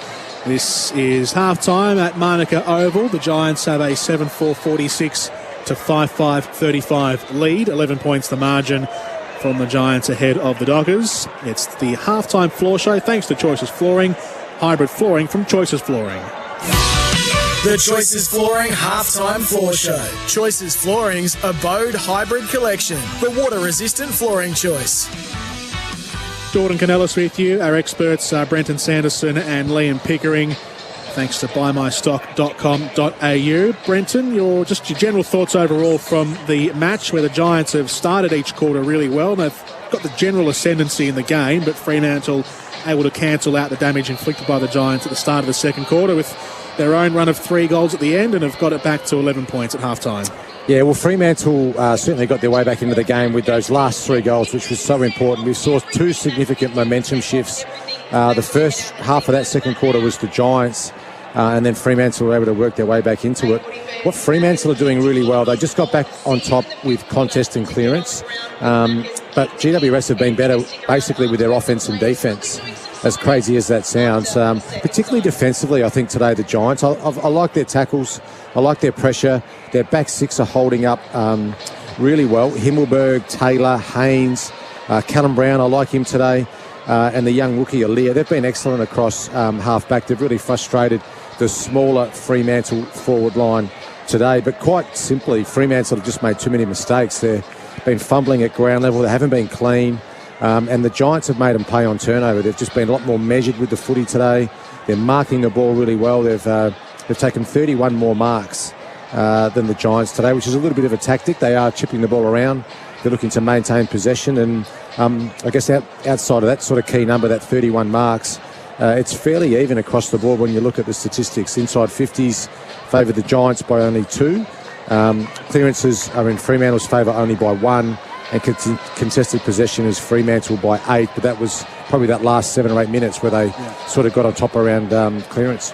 The Giants, their strategy in this game, the kick mark game, which you've spoken about, they've got the ability to be hot and cold and play that kick mark and possession around the back half, but then going forward, once they get past that halfway line, they can be a bit more adventurous and go inside 50, and they've also countered pretty well. So when there's been an open field ahead, they counter and transition the ball pretty quickly, which has caught the Dockers out a couple of times, but the Dockers have just tightened up a little bit in defence as well in the second term. Yeah, it looked like they got their system back a little bit to finish off that quarter, Fremantle, and Pickers mentioned it a couple of times during the call. He just probably felt that they just weren't quite at their ruthless best to start the match off, and they were chasing their tail, but they've worked really hard to get back into the game. And I just think for the Giants, Perryman, Isaac Cummings been really important. Taranto's had his moments. Whitfield's sort of come in and out of the game with a couple of bursts of brilliance, and Hogan's kicked 2 goals. He's been excellent. Riccardi's had his moments too as another sort of key forward who's had a influence at different times. But yeah, Fremantle started to work back into the game. Sarong's been excellent. He's been fantastic for Fremantle today, probably their most influential player. And one of the recruits of the season, Will Brodie, he's been excellent as well. He's had a lot of the footy. Akers has been good. Schultz has been busy. I've liked Walker across half-back, and that quarter in particular, I thought O'Driscoll and Walters as forwards. O'Driscoll's kicked 2 and Walters has kicked 2, but their pressure and their ability to be able to lock the ball in that front half was really telling. So some of the thoughts of Brenton Sanderson, and a few numbers there as well for Safety Steel Sheds, designed to save, built to last. The hanger of the day for hangmytv.com.au, because that's what they do. There's been a couple of decent marks. Which one's stood out to you? Quarter 1 took a really nice mark. He's probably got the title to half-time, I think, today for the hanger of the day. Yeah, you need an absolute screamer to beat that one, I think. The player of the day so far, thanks to Henley Homes. Henley completed homes now selling in Micklin and Tarnese, henley.com.au. Well, I think it's out of 3 players. I think Will Brodie's been excellent. He's had the 16 disposals. Perryman's been really important as well. He's probably been the most influential Giants player around the contest. He's also had 16 disposals. And I really like Sarong. He's just really good around the contest. He's a really tough, young, small player. He's been really excellent for the Fremantle side. He's been really consistent over those first 2 quarters. I think they're probably the 3 players that would be vying for player of the day so far. The unmissable moment for Drink Wise. You won't miss a moment if you drink Wise. Well, I think Riccardi's little toe poke goal was really exciting. Taranto had a really nice moment as well. Unmissable moment when he kicked that little dribbler from the boundary. But yeah, it was a moment that Alex Pearce will want to forget. The Riccardi goal. He just fumbled a ground ball and it slipped underneath his fingernails. And Riccardi, just a little toe poke from about a metre out, went through another couple of sets of hands. But I think that's been my missable moment for Drinkwise. The MEGT Rookie of the Day, your career, your business, their job. We've got 2 out there today. I think we've got Aaliyah, who's been really nice across half back. He looks like he's going to be a find for the Giants this season, the young South Australian. He's been excellent. And O'Driscoll, he's been important with his 2 goals. So both those rookies having a significant influence on this game. Yep, it's level pegging, I'd say, at half-time. Aaliyah, some of these young key defenders who've come in this season, they're getting taller and taller. We've seen Sam Darcy in the last few weeks, but Aaliyah has been, for game number 4 that he's playing, looks very comfortable in his defensive duties. Maybe disposal. He's had a couple of kicks that have fallen short of his teammates in this game so far, but as far as being able to compete through the air and be an imposing figure in defence, he hasn't looked out of place at all. No, you're right. He's 195 centimetres, and when you have a look at Alex Pearce for Fremantle, he's 201 playing as a key defender as well. So, I mean, these are the size of ruckman, really, but they're holding up as key defenders. You mentioned young Sam Darcy. I think he's about 210, 211 centimetres. Just continues to grow and having a really good couple of games to open up his career for the Western Bulldogs. So the system of playing your tallest players in the ruck might be a thing of the past. You put them across half-back. MEGT, supporting employees and apprentices for over 40 years. Call 13-MEGT.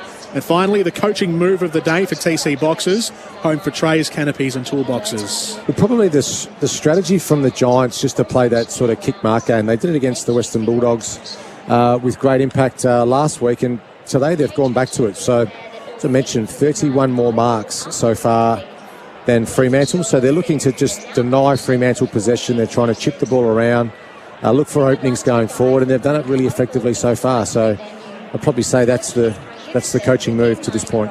Around the grounds for Kangan Institute, our heroes are made at Kangan Institute, kangan.edu.au, RTO 3077. At the moment at Marble Stadium, the Suns have a 13-point lead on the Kangaroos. That game is just into time on in the second quarter, so about 5 minutes to go before half-time. The goal scorers, Alex Sexton playing game number 4, I think, for the season, has 2 goals. Everyone else is on singles, and Aidan Corus had 16 touches to be the main disposal getter in the game, the key defender for North Melbourne. We'll be taking calls all weekend for Star 21, 2021 Telstra Enterprise Partner of the Year. This has been the Halftime Floor Show. Thanks to Choices Flooring, hybrid flooring from Choices Flooring. AFL Nation brought to you by Icon Services, solutions that matter. Myself, Brendan Sanderson and Liam Pickering are in the Coates commentary box. Coates, equipped for anything. We'll take a break, and the second half is up next on AFL Nation. A sports news update for Rolled. Eat good with Rolled. It's fast, fresh Vietnamese. I'm Victoria Raptis with your sports update for Rolled. An incident involving Brisbane captain Dane Zorko will be investigated by the AFL after Melbourne's Harrison Petty left the Gabba in tears. Lions coach Chris Fagan has no doubt the matter will be reviewed. We'll have a bit of an investigation into it ourselves to find out what actually happened. In the NRL, the Cowboys have continued their march toward a home final with a 48-4 victory over the Warriors. And Melbourne recorded its biggest ever victory over the Broncos with a 60-12 demolition. Aussie golfer Adam Scott holds the lead in the BMW Championship, scoring a second round 69 to finish at 8 under, 1 shot clear. And Aussie surfers Stephanie Gilmore and Nathan Hedge have been knocked out of the Tahiti Pro. A sports news update for Rolled. Fast, fresh Vietnamese.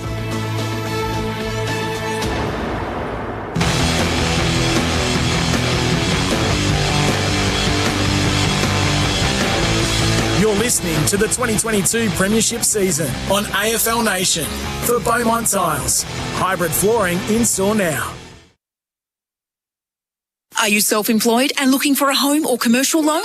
Talk to RedZ, loan specialists for the self-employed. They review each loan individually to meet your needs. Visit redz.com. Conditions apply. RedZ Lending Solutions Proprietary Limited, Australian Credit Licence 311128. It's never been more important to buy Australian than right now. Our local manufacturers and growers produce world-class products known for their quality, safety and reliability, all while generating local jobs, supporting our communities and helping Australian families now and into the future. So look for the trusted green and gold kangaroo logo. Buy Australian now. Visit australianmade.com.au. NHP are your local trusted number one choice for everything a Sparky needs. NHP electrical products are available from recognised electrical wholesale stockists with service-ready levels of key products. With NHP's range of globally sourced best-in-class products, you can think global, trust local. When you buy NHP, you're buying 100% Australian-owned and supporting local Aussie jobs. You can find NHP electrical products at your local recognised electrical wholesaler stockist or nhp.com.au. I've been talking about the amazing Spinal Ease pillow for ages, and now after years of research, Spinal Ease have just released the amazing new Spinal Ease mattress, featuring an amazing button to change the firmness for any body, shape, size and weight. Plus a new mattress overlay to make your current mattress luxurious, and the Spinal Ease back support to add proper customisable comfort and support, all featuring the latest comfort technology and 100% Australian made. See the new Spinal Ease mattress at spinaleze.com.au. If you're planning a bit of a road trip or taking off on a weekend family adventure, place your car tyres in the safest hands in the business. Tyre Power. The store-wide super sale is on right now, which means you can buy 3, get 1 free on selected Kumo passenger and SUV tyres. Winter roads can be wet, dangerous and slippery, so be more careful on the roads with quality tyres on your vehicle. Each Tyre Power is 100% independent and locally owned. Find your Aussie local at tyrepower.com.au. Looking for a better value mobile plan? Mate! Get a range of 4G and 5G mobile plans with unlimited talk and text to standard Aussie numbers, plus 500 gigabyte data bank starting from just $20 per month. Plus, get a Tidal Hi-Fi music subscription included with selected plans. Mate! Why wait? Make the switch to Mate. Visit letsbemates.com.au or search Mate online. Installery.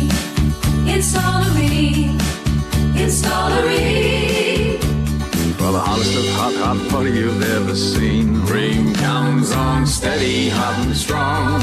It just keeps on and on. Installery.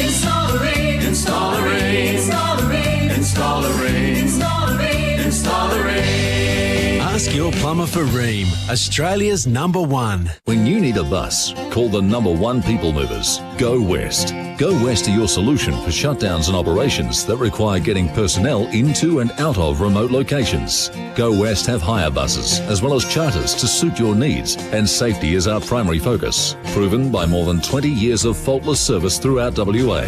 With bus depots in Karratha, Tom Price, Newman and Port Hedland, Go West can guarantee you continuity of service. Call Go West today. You'll find us online. 2 100% Aussie Angus beef patties, tasty cheese and chunky tomato relish. Macca's Mighty Angus doesn't just have might, it has height. Available after 10:30am for a limited time.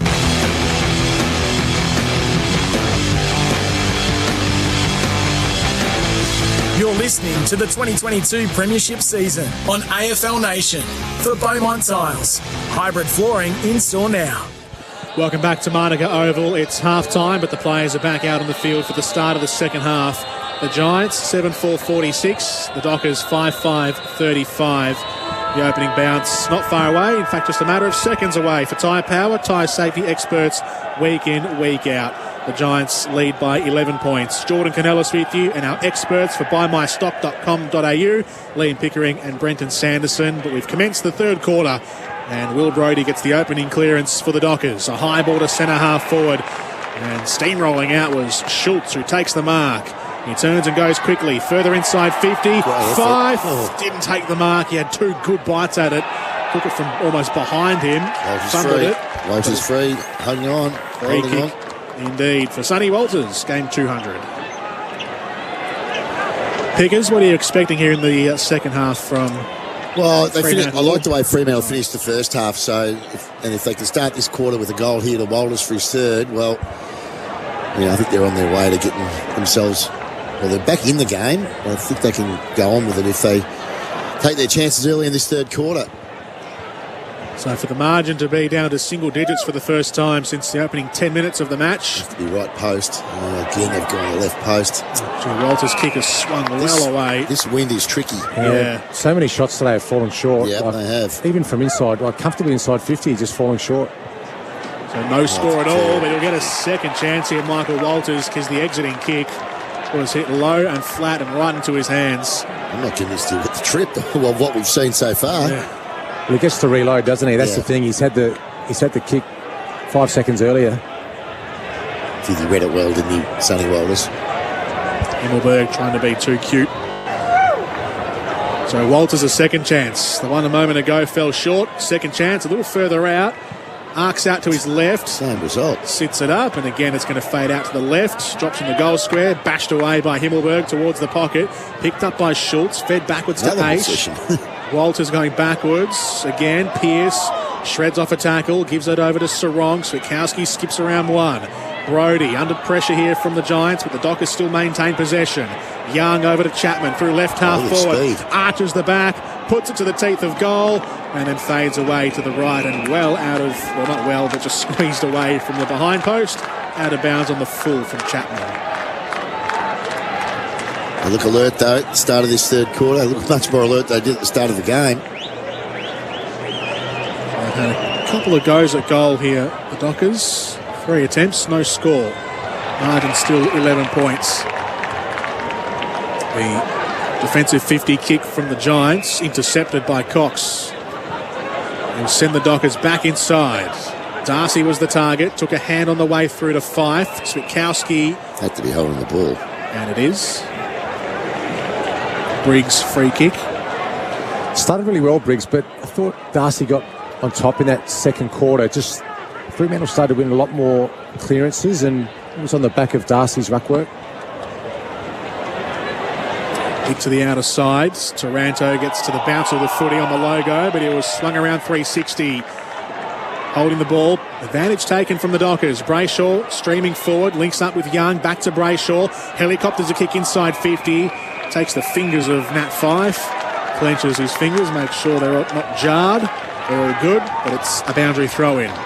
Yeah, they've got the run, Fremantle now. They've got some overlap run and carry. Their hands have been much sharper since they've come out of the sheds at half-time.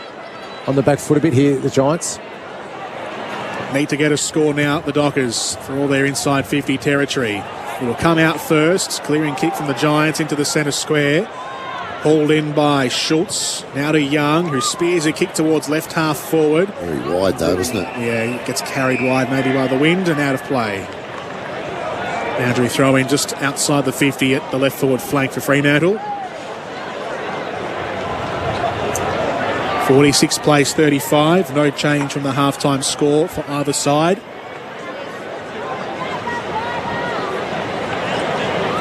Boundary throw in. Meek palms it down to Sarong. Akers, a couple of steps, hangs it up top of the goal square. Frederick competed through the air. It's slung across by Himmelberg with an open palm to Whitfield. Down the corridor and cut off. It's coming back in again. Clark gives it to Young. It'll go straight down the pipe this time. Top of the goal square, big fly from Fife. It was too deep. Aaliyah has to put his big body over the footy. And then cleared off by Cornelio out to defensive 50. And then Briggs will hammer it towards the boundary. They'll be coming back with a free kick at the beat.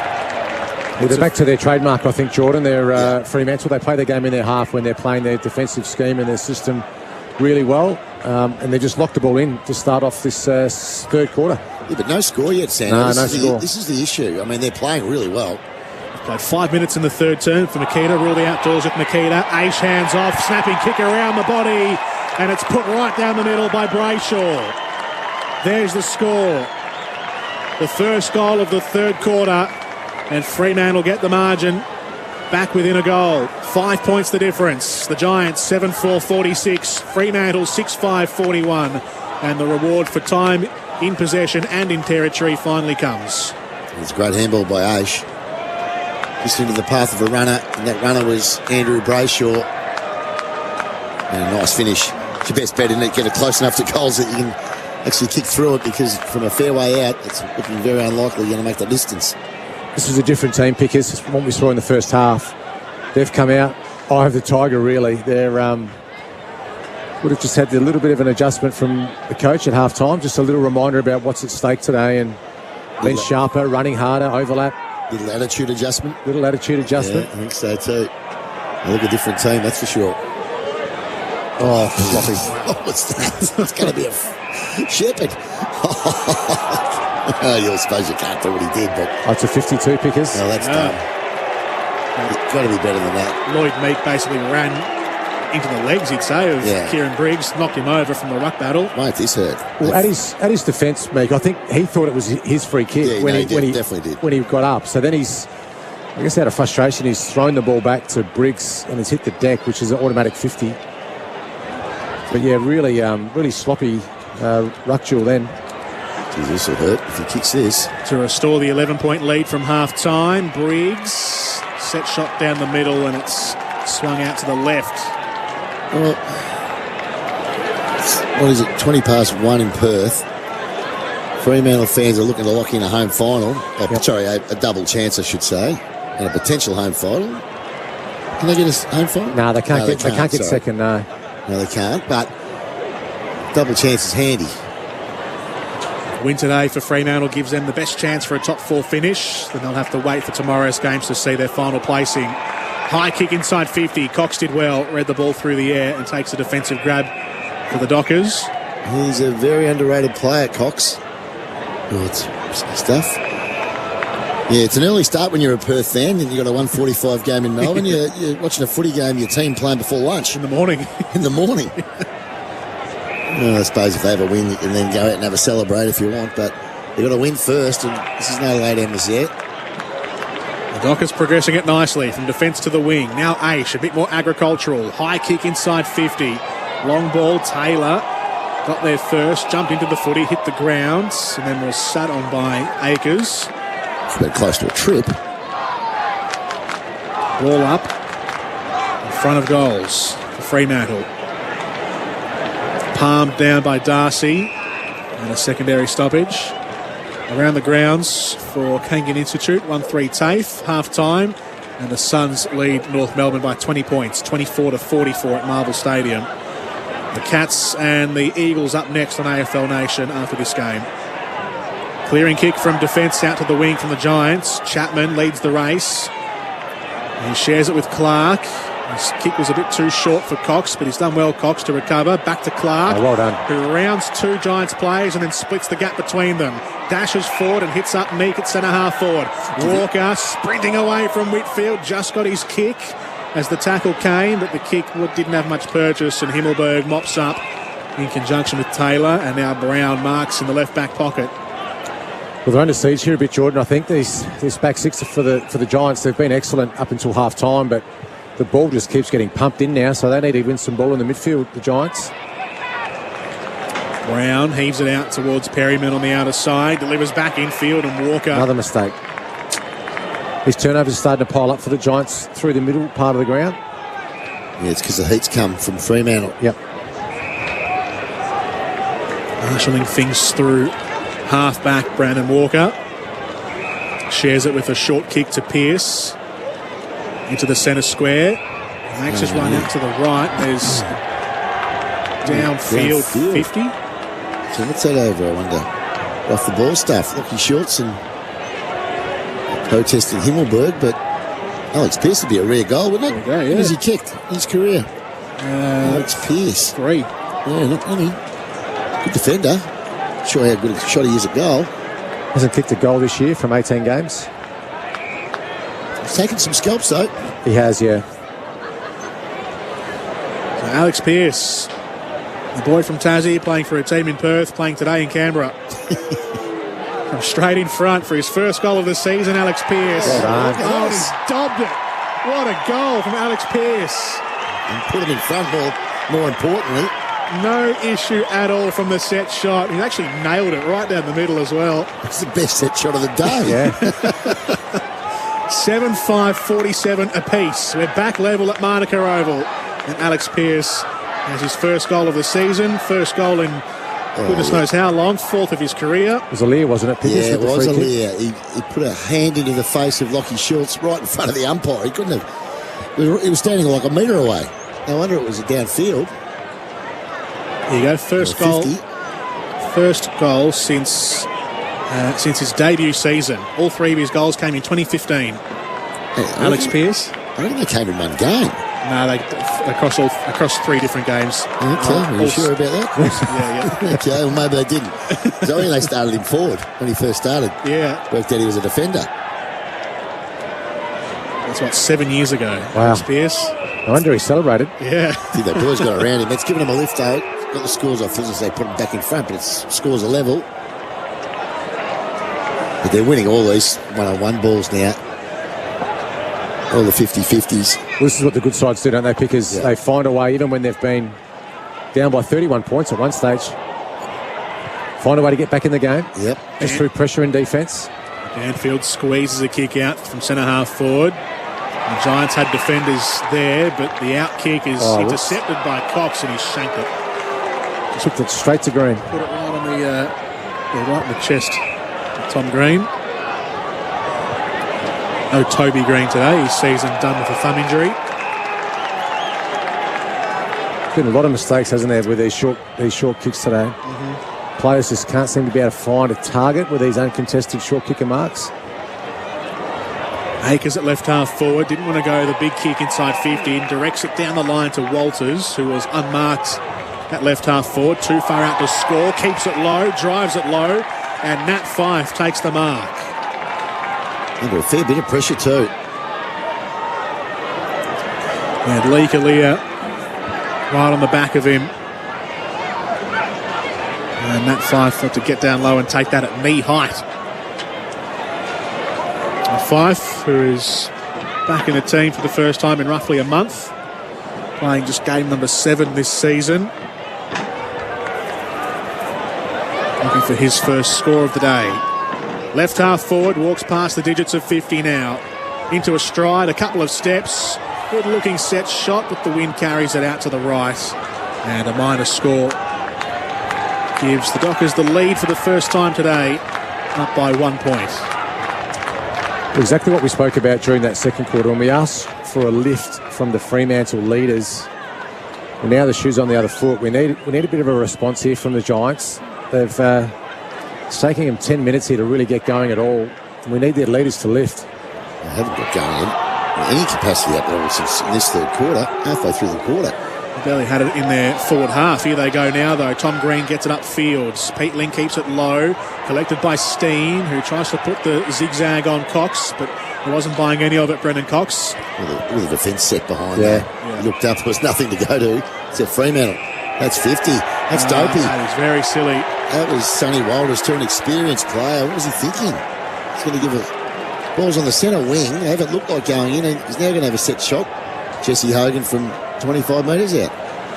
He looked almost embarrassed, didn't he, Walters? He ran past Hogan, then he put his hand straight up, and Hogan actually pointed to the umpire, or actually pointed to Walters to say, look this guy's come into that protected space here. That should be a 50. I think he was trying to do the right thing, though, because he was trying to get back to defend. Okay, he wasn't trying to take over the mark? I don't think so. I think he was just getting back to outnumber defensively. He's coming from a long way back, but this is a big kick now for Jesse Hogan. Scored 2 goals in the opening term, Jesse Hogan, down this end. And he's got his thirds, Jesse Hogan.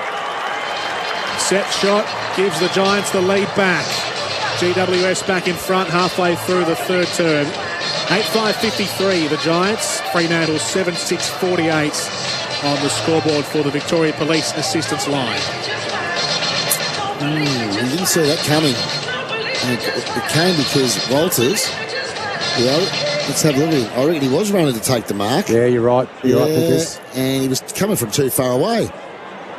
And he knows it's costing. Gee, in a game where it's such a critical game in the club, you don't want to be giving away those. So you have to come on a bit more of an arc, do you? I guess you can't run that tight to the man who's got the mark. When you're coming from behind, you've got to try and arc. If you want to take the mark, you've got to come right on a big, wide arc to get in a position where you don't give away a 50. And you can see why it is a 50 because Hogan was quite right within his rights to start to arc out and look to centre the ball. 53-48, the Giants back in front by 5 points. A few lead changes now in this third term.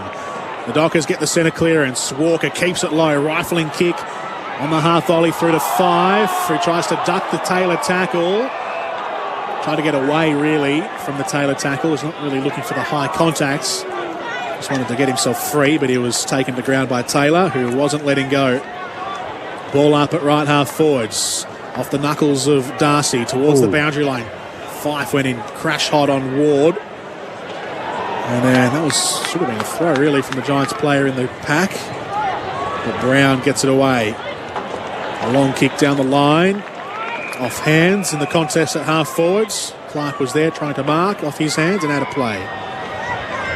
But they've just dialed up their pressure here, Fremantle.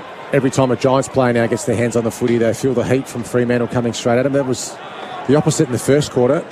Fremantle were on their heels. Now it's them with the momentum. Boundary throw in. Taranto had his kick partially smothered. Ricocheted back to the Dockers. They go inside 50. Steen, a thumping fist towards the 50-metre arc of defence, and then on the rebound back in and out of play. He's blown a bit at Fife. First game for a while. How many games he played for the year, Fife? This is his 7th. 7th game, yeah. Pretty significant shoulder injury post-season. Boundary throw in. Darcy beats Himmelberg, all ends up, swings around, left foot kick.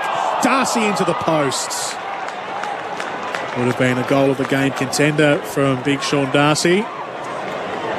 It was nimble work from the big man. Just swung all the way around. Almost a 270 spin on the left foot. Behind, though, brings the score to 49 for Fremantle, 53 the Giants, 4-point difference. Got to be really careful with those forward 50 throw-ins because both teams hold their ruck out, but it means Darcy's up against Himmelberg, and Darcy's just too big and strong and too much experience with his ruck work and setting his hands on the footy too easily in those forward 50 stoppages for Fremantle. He's going to score for them soon. Hit the post that time, but it's well done. Getting out of hand. Gee, that was great play by Young. Brave stuff from Young, getting back, intercepting the mark, and then the follow-up play, free kick to Aish. Safety still sheds stats. The Dockers absolutely clattering the Giants in the hit-out stat, 34-11. They go inside 50 here, the Dockers. The kick was pulled short to centre-half forward. Banfield, no infringement through the air as he tried to mark. Switkowski, shoulder to shoulder. Hurt himself, I think. With Ash, yeah, I think he did. He's a bit sore now himself. He should have tackled anyway. Spills to O'Driscoll. Brayshaw, top of the goal square. And the mark has been paid to Steen. They look a different setup without Rory Lobb there, don't they? They do. And Taberner. They just can't go long today, yeah.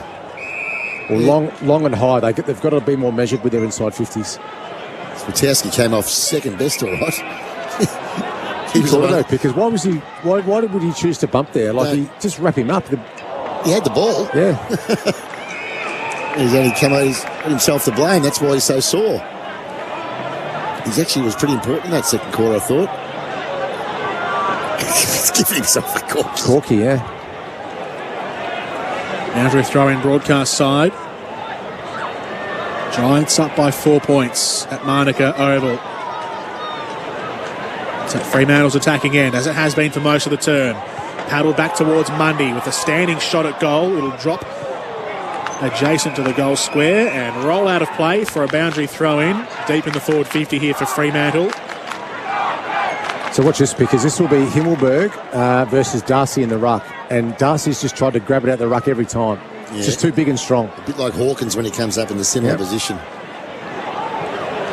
Darcy. Yep, won that one too. He did. Tips it out the back. Kelly got there first for the Giants and tackled by Switkowski. The Giants scored the last goal of the game through Jesse Hogan with his third of the afternoon.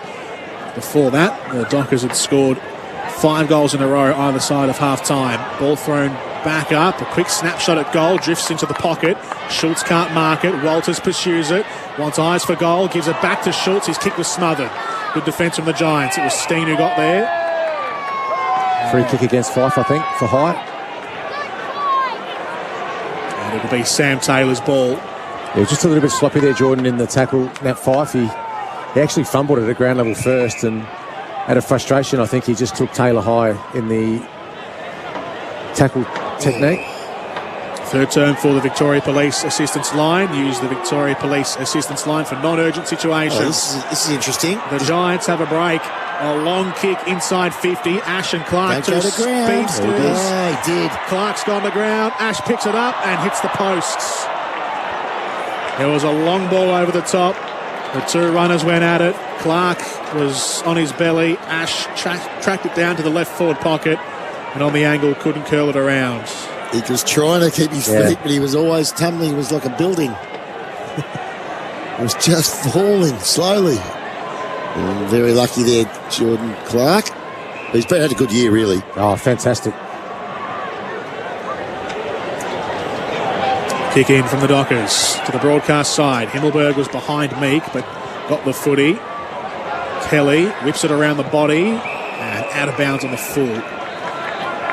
Will Brody up to 22 touches. He leads all comers. Sarong's had 21. Kelly and these guys, they need a little bit of a lift. They haven't had the impact today. Cornelio, Kelly, Whitfield. AFL Nation for tyre power. Your match day favourites for tyre safety. Chapman's kick down the line. Lekalia takes the mark. Strong overhead grab. He's a nice player, this young fella. Good mark for hangmytv.com.au. Dishes off to his right. Long ball inside 50 off the hands of Riccardi. Lloyd put it to the feet of the teammate running past, and the Dockers will try and pounce on the error. And they carry it out of play. Jacob Hopper was looking for that handball receive. Alia's come to the bench for Snaffle. Bite-sized payments win. Boundary throw in. Taranto has it in the pocket. Gives it over to Wards. Gets underneath it. Has it coming back in the winds. Callan Ward bounces on the goal line and away. Riccardi gets it back. Still got it. Hooks it over the shoulder. They're saying touched. Riccardi, he thinks he's made no mistake. He's celebrating. The Giants have their ninth. For the moment, an immediate reaction from the Fremantle opponents claiming touched. So I'll have a look at it. I'll think, gee, that was a great effort by Callan Ward. Thought it was going through. I'm not sure they did touch that. Let's have another look. I'll definitely review it, I would think. Well, they review every goal, but whether there's enough evidence there, Pickers, I'm not sure they've got the right angle. Yeah, Cox was adamant that he touched it off. Yeah, he was. Looks like it's going to count. It's looking like it, isn't it? He's an exciting player, isn't he, Riccardi? Because he's just got the ability to be able to do some really special things. Just has too many big patches in games where it doesn't do enough. Let's have a little look. I agree. He's come from wherever. He's done it the hard yards. Well, I don't think they can overrule that, can they? No, I don't think so. Getting the goalpost angles on the score review for the Roofing and Sheet Metal Centre. Everything sheet metal from the roof down. Don't like the sound of that. There's a whistle. It sounds to me like they are going to overrule it. There's a rogue whistle from somewhere. They are going to look at it. And they've given it a behind. They've given it a behind, yeah. Well, they've used the camera from the goalpost, which is never the highest definition camera you can use. No. Riccardi adamant he kicked it. But Cox was adamant he touched it. And they agreed with Cox. In the context of the game, that's a big decision. Yeah, for a missable moment for Drinkwise, that could be it. That would have taken the game to 11 points, but as it is, it's now 6 points the difference. Pearce at left half back. Long kick, hoiking up towards the wing. Switkowski foraging forward at ground level. Brayshaw next in line. Players filing in, diving in from all areas. And Meek has it. He's taken to grounds in a tackle from Himmelberg. A free kick he's found here. Yep. Going to go to Fremantle, I think. And I thought because both teams are starting to crash in a little bit now, so I think it could get a little bit reckless here. A little bit of anxiety creeping in, obviously, for Fremantle. 6 points behind. They need to finish top four. Meek, long kick inside 50, a heaving ball. That's a free, surely. Surely was tunnelled underneath the footy. Frederick tracks it down, can't reel it in. Himmelberg and Haynes is there, and he rolls it out of defence. The Dockers have the numbers set up across half forward. It's on the outer sides. O'Driscoll wheels around, sends it back inside 50. Taylor can't take the mark. Switkowski tries to split the pack. Handballs backwards to Brayshaw. The Giants again putting the pressure on the Dockers, but the Dockers keep on coming. Frederick straightens up, outside of the boot. Frederick offline. With the banana instead of the drop punt. Yep. Fife looks a bit sore from that contest. Coming off, he's might be a bit winded. Looked like he was tunnelled to me. Yeah, he was too. Landed right on his cocks it. Never much fun. Round the ground, Zipper. What are we doing? North Melbourne 26, Gold Coast 44, 27 to 44 now. So the Suns still up by, I would say, about 3 goals. Around the grounds for Kangan Institute, 1-3 TAFE. Saw Sonia Hood on the ground at halftime being interviewed, doing her lap of honour, as she should. Been a big couple of days for the Kangaroo fraternity.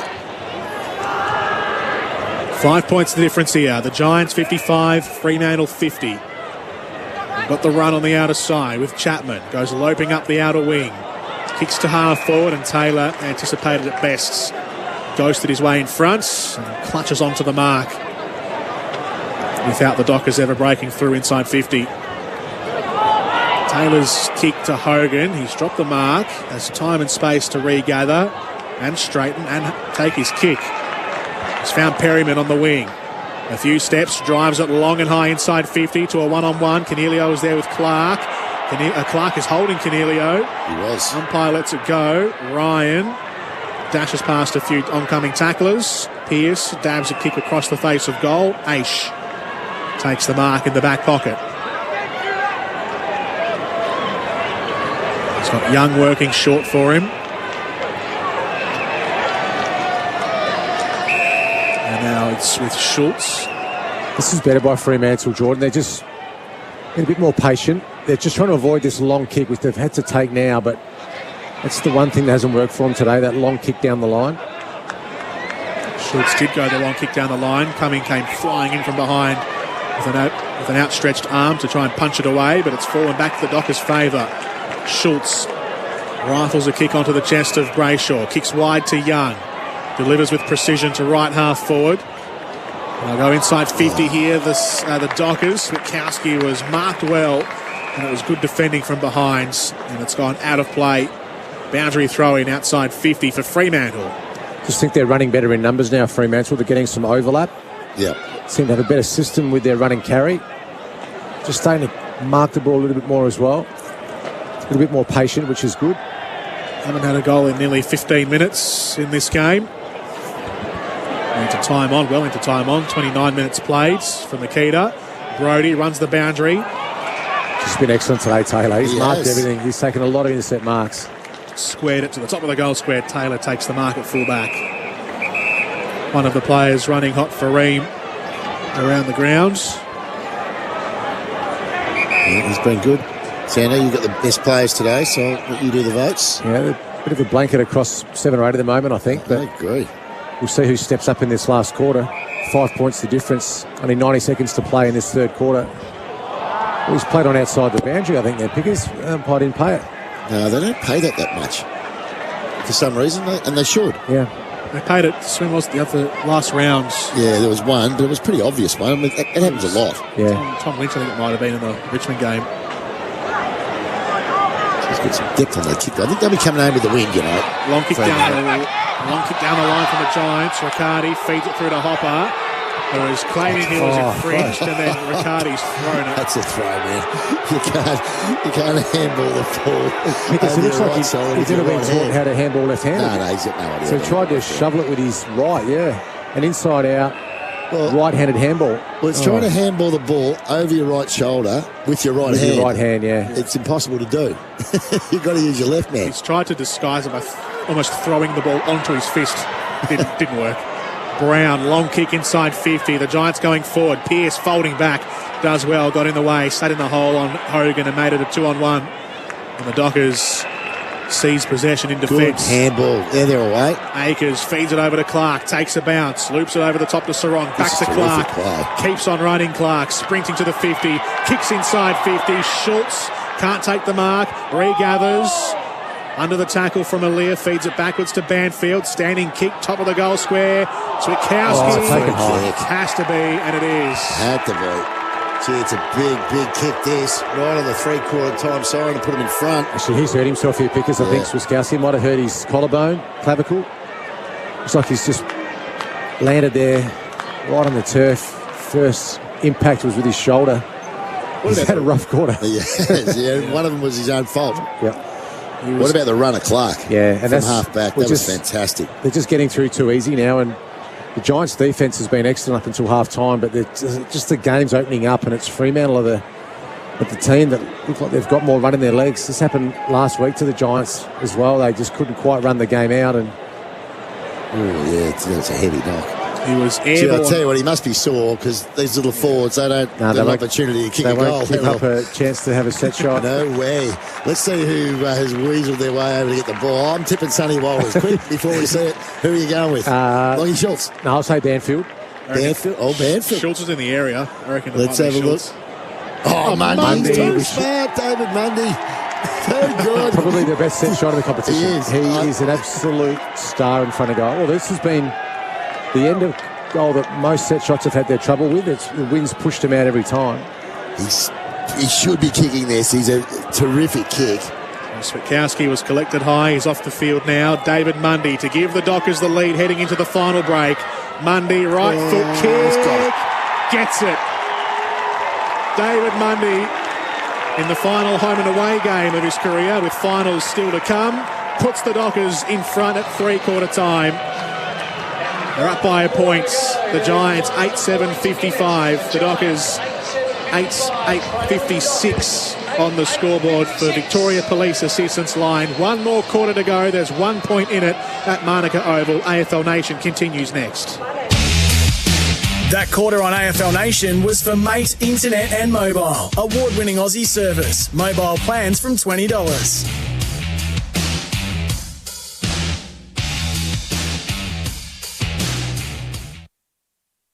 Are you self-employed and looking for a home or commercial loan? Talk to RedZ, loan specialists for the self-employed. They review each loan individually to meet your needs. Visit redz.com. Conditions apply. RedZ Lending Solutions Proprietary Limited, Australian Credit Licence 311128. It's never been more important to buy Australian than right now.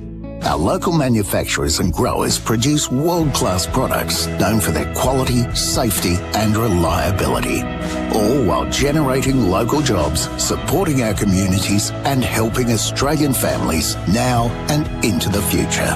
So look for the trusted green and gold kangaroo logo. Buy Australian now. Visit australianmade.com.au. NHP are your local trusted #1 choice for everything a Sparky needs. NHP electrical products are available from recognised electrical wholesale stockists with service-ready levels of key products. With NHP's range of globally sourced best-in-class products, you can think global, trust local. When you buy NHP, you're buying 100% Australian-owned and supporting local Aussie jobs. You can find NHP electrical products at your local recognised electrical wholesaler stockist or nhp.com.au. I've been talking about the amazing Spinal Ease pillow for ages, and now after years of research, Spinal Ease have just released the amazing new Spinal Ease mattress, featuring an amazing button to change the firmness for any body, shape, size and weight. Plus a new mattress overlay to make your current mattress luxurious, and the Spinal Ease back support to add proper customisable comfort and support, all featuring the latest comfort technology and 100% Australian made. See the new Spinal Ease mattress at spinaleze.com.au. If you're planning a bit of a road trip or taking off on a weekend family adventure, place your car tyres in the safest hands in the business. Tyre Power. The store-wide super sale is on right now, which means you can buy 3, get 1 free on selected Kumo passenger and SUV tyres. Winter roads can be wet, dangerous and slippery, so be more careful on the roads with quality tyres on your vehicle. Each Tyre Power is 100% independent and locally owned. Find your Aussie local at tyrepower.com.au. Looking for a better value mobile plan? Mate! Get a range of 4G and 5G mobile plans with unlimited talk and text to standard Aussie numbers, plus 500 gigabyte data bank starting from just $20 per month. Plus, get a Tidal Hi-Fi music subscription included with selected plans. Mate! Why wait? Make the switch to Mate. Visit letsbemates.com.au or search Mate online. Install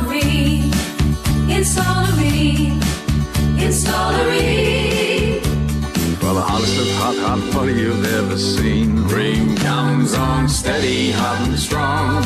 It just keeps on and on. Install a ring. Install a ring. Install a ring. Install a ring. Install a ring. Install a ring. Install a ring. Ask your plumber for Ream, Australia's #1. When you need a bus, call the #1 people movers, Go West. Go West are your solution for shutdowns and operations that require getting personnel into and out of remote locations. Go West have hire buses as well as charters to suit your needs, and safety is our primary focus, proven by more than 20 years of faultless service throughout WA. With bus depots in Karratha, Tom Price, Newman and Port Hedland, Go West can guarantee you continuity of service. Call Go West today. You'll find us online. 2 100% Aussie Angus beef patties, tasty cheese and chunky tomato relish. Macca's Mighty Angus doesn't just have might, it has height. Available after 10:30am for a limited time.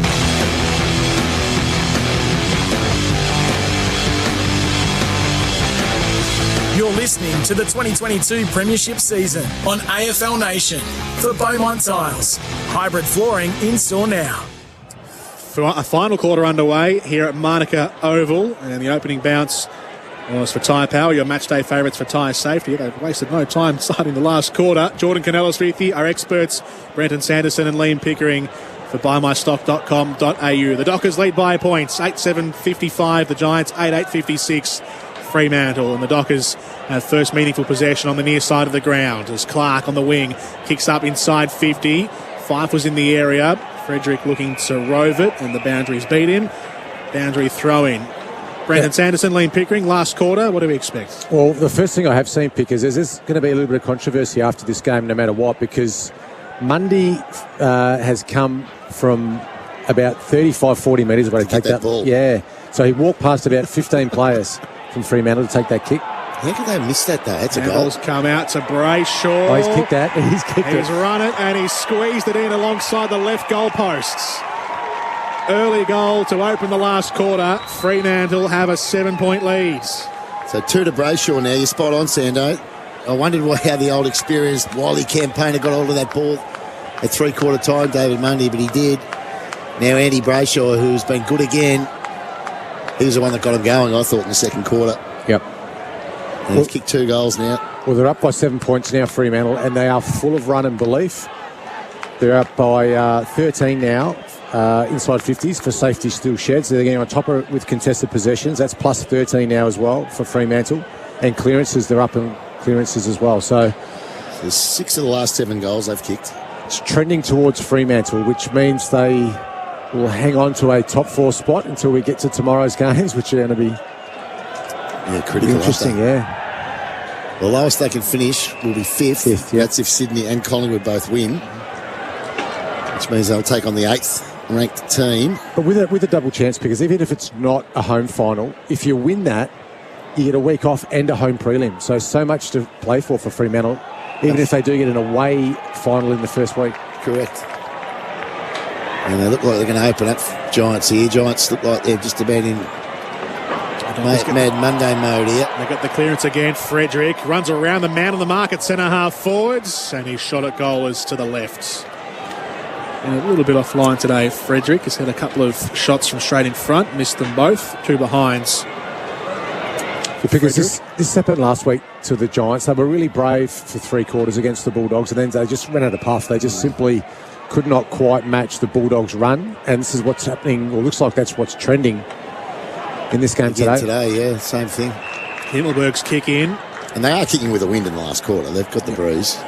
To Haynes at left half back. He goes for the corridor. Brayshaw again. He's been overwhelmed by all the Dockers' numbers. Brayshaw got there first. String of handballs to the near wing for Akers. Arches the back. Gives it to Brayshaw. Gets it back. Just couldn't quite bring it under his spell though, Akers. Aaliyah applied the pressure from behind. And now Lloyd takes over at left half back. Turns around and rips it down the line. The Dockers again have the numbers. Once more, Brayshaw's there, then steps over the boundary. Oh, my God. Insufficient intent. He was already over. That's why he stopped. Anyway. He hasn't had the big numbers he's had in recent weeks, Brayshaw, but he's had an impact. Yep. I thought he was quiet because in the first quarter. Yeah, he was. Second quarter, he started to get going a little bit, but yeah, really influential in the third quarter. What's he had for the game, Brayshaw? How many possessions? Massive numbers for him. 19. Riccardi, heavy kick inside 50. Meek went up in defence with her hands to break the contest in half, and it rolls out of play. So some of the leading possession winners, Sarong's had 25, Brody's had 25, Perryman 20, Brayshaw 19, Akers 19. Round 23, they're always important pickers when you talk about Brownlows, and you know you'll be sitting there on the night going, has he done enough? Round 23, if you're down by a vote or two. It's a free kick that's been plucked out here for the Giants, and it'll be Hopper to take it. That was right off the back of the stoppage. What's his numbers today? Doesn't seem to have had much of an impact. No, he's been quiet today, Hopper. He had a pretty good first quarter. I thought he was. Yeah, it's only this will be his 11th disposal pickers for safety still sheds, but had a really good first quarter, then has died out a little bit. An important shot at goal nonetheless for Jacob Hopper to bring the game into 2 points. Hopper walks in, gets kick. underneath it. That's a beautiful kick from Jacob Hopper. Lovely, right down the middle. And the Giants still keeping the pressure on the Dockers. An 8-point margin carved back into 2. 9-7-61 GWS to 9-9-63 Fremantle. Yeah, holding free kick, looking at the easy debit, joint easy debit today replay. It's just held in the stoppage, Hopper, by Ryan. He knew he was in trouble, didn't he, Ryan? The head went back. I just gone and done. So their last 2 goals, one's been from a 50-metre and one's been a stoppage holding free kick. So they're not getting them easy. No. They're getting from a little bit of undisciplined play from Fremantle. So they're contributing to their own stuff at the moment. Fremantle played mostly forward today too, Hopper. We know he's sort of cut his teeth as an inside mid, but sort of trusting Perryman in there a little bit more now, the emergence of Green. 3 points.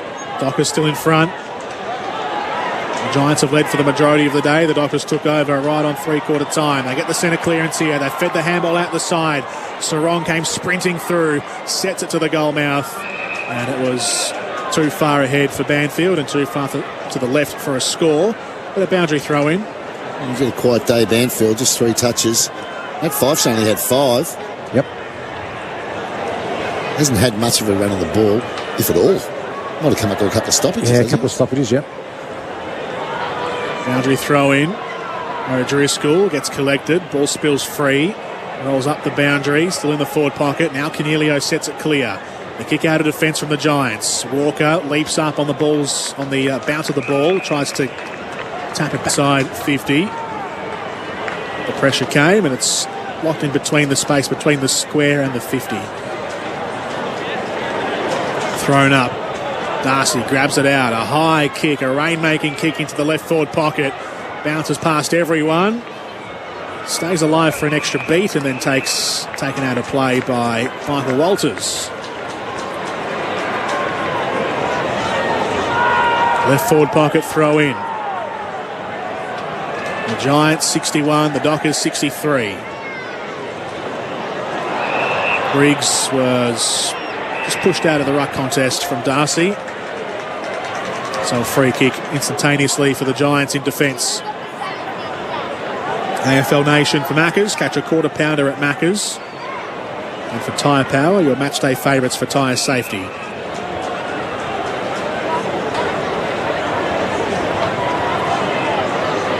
Briggs finally sets himself into motion for the free kick. Spreads it out to the wing on the outer side. A high leap from Aaliyah and he's clunked a good mark. So impressive, this kid. He is, isn't he? Solid overhead mark. Hanger of the day, thanks to hangmytv.com.au. Links up next with Riccardi. He's marked down the line on the outer wing. The Giants scoring to the left of your radio dial in this last quarter. I think Fremantle have been better at stopping this kick mark game too. They were 31 marks down, Fremantle, at half-time. That's back now down to 20. Cornelio dashes away, had his kick partially smothered. It's loose at half forward. Hopper does well to feed it through to Peatling. Free kick. Tries to reel it back. It's coming back here to the Giants. And it'll be Hopper's free kick. So So he's at right half forward, Jacob Hopper.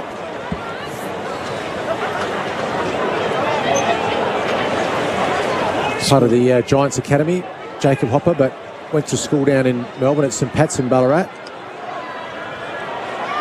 Sure did. Good school, what a school. It's where my man went. Scored the last goal of the game, Hopper, so for his second in a row. And for the Giants to lead again. He takes a vicious angle out to his right. It's going to swing all the way back. Jacob Hopper might have masterfully executed that. Now it's fallen on the line, and they are going to look for a fingertip here. He's the only one today that has read that wind. Yeah. Yeah. It was unusual, Pickers. It was unusual technique. He played on towards the boundary. That's over too. That's a goal. That's a goal. 2 in a row, and they're back in front.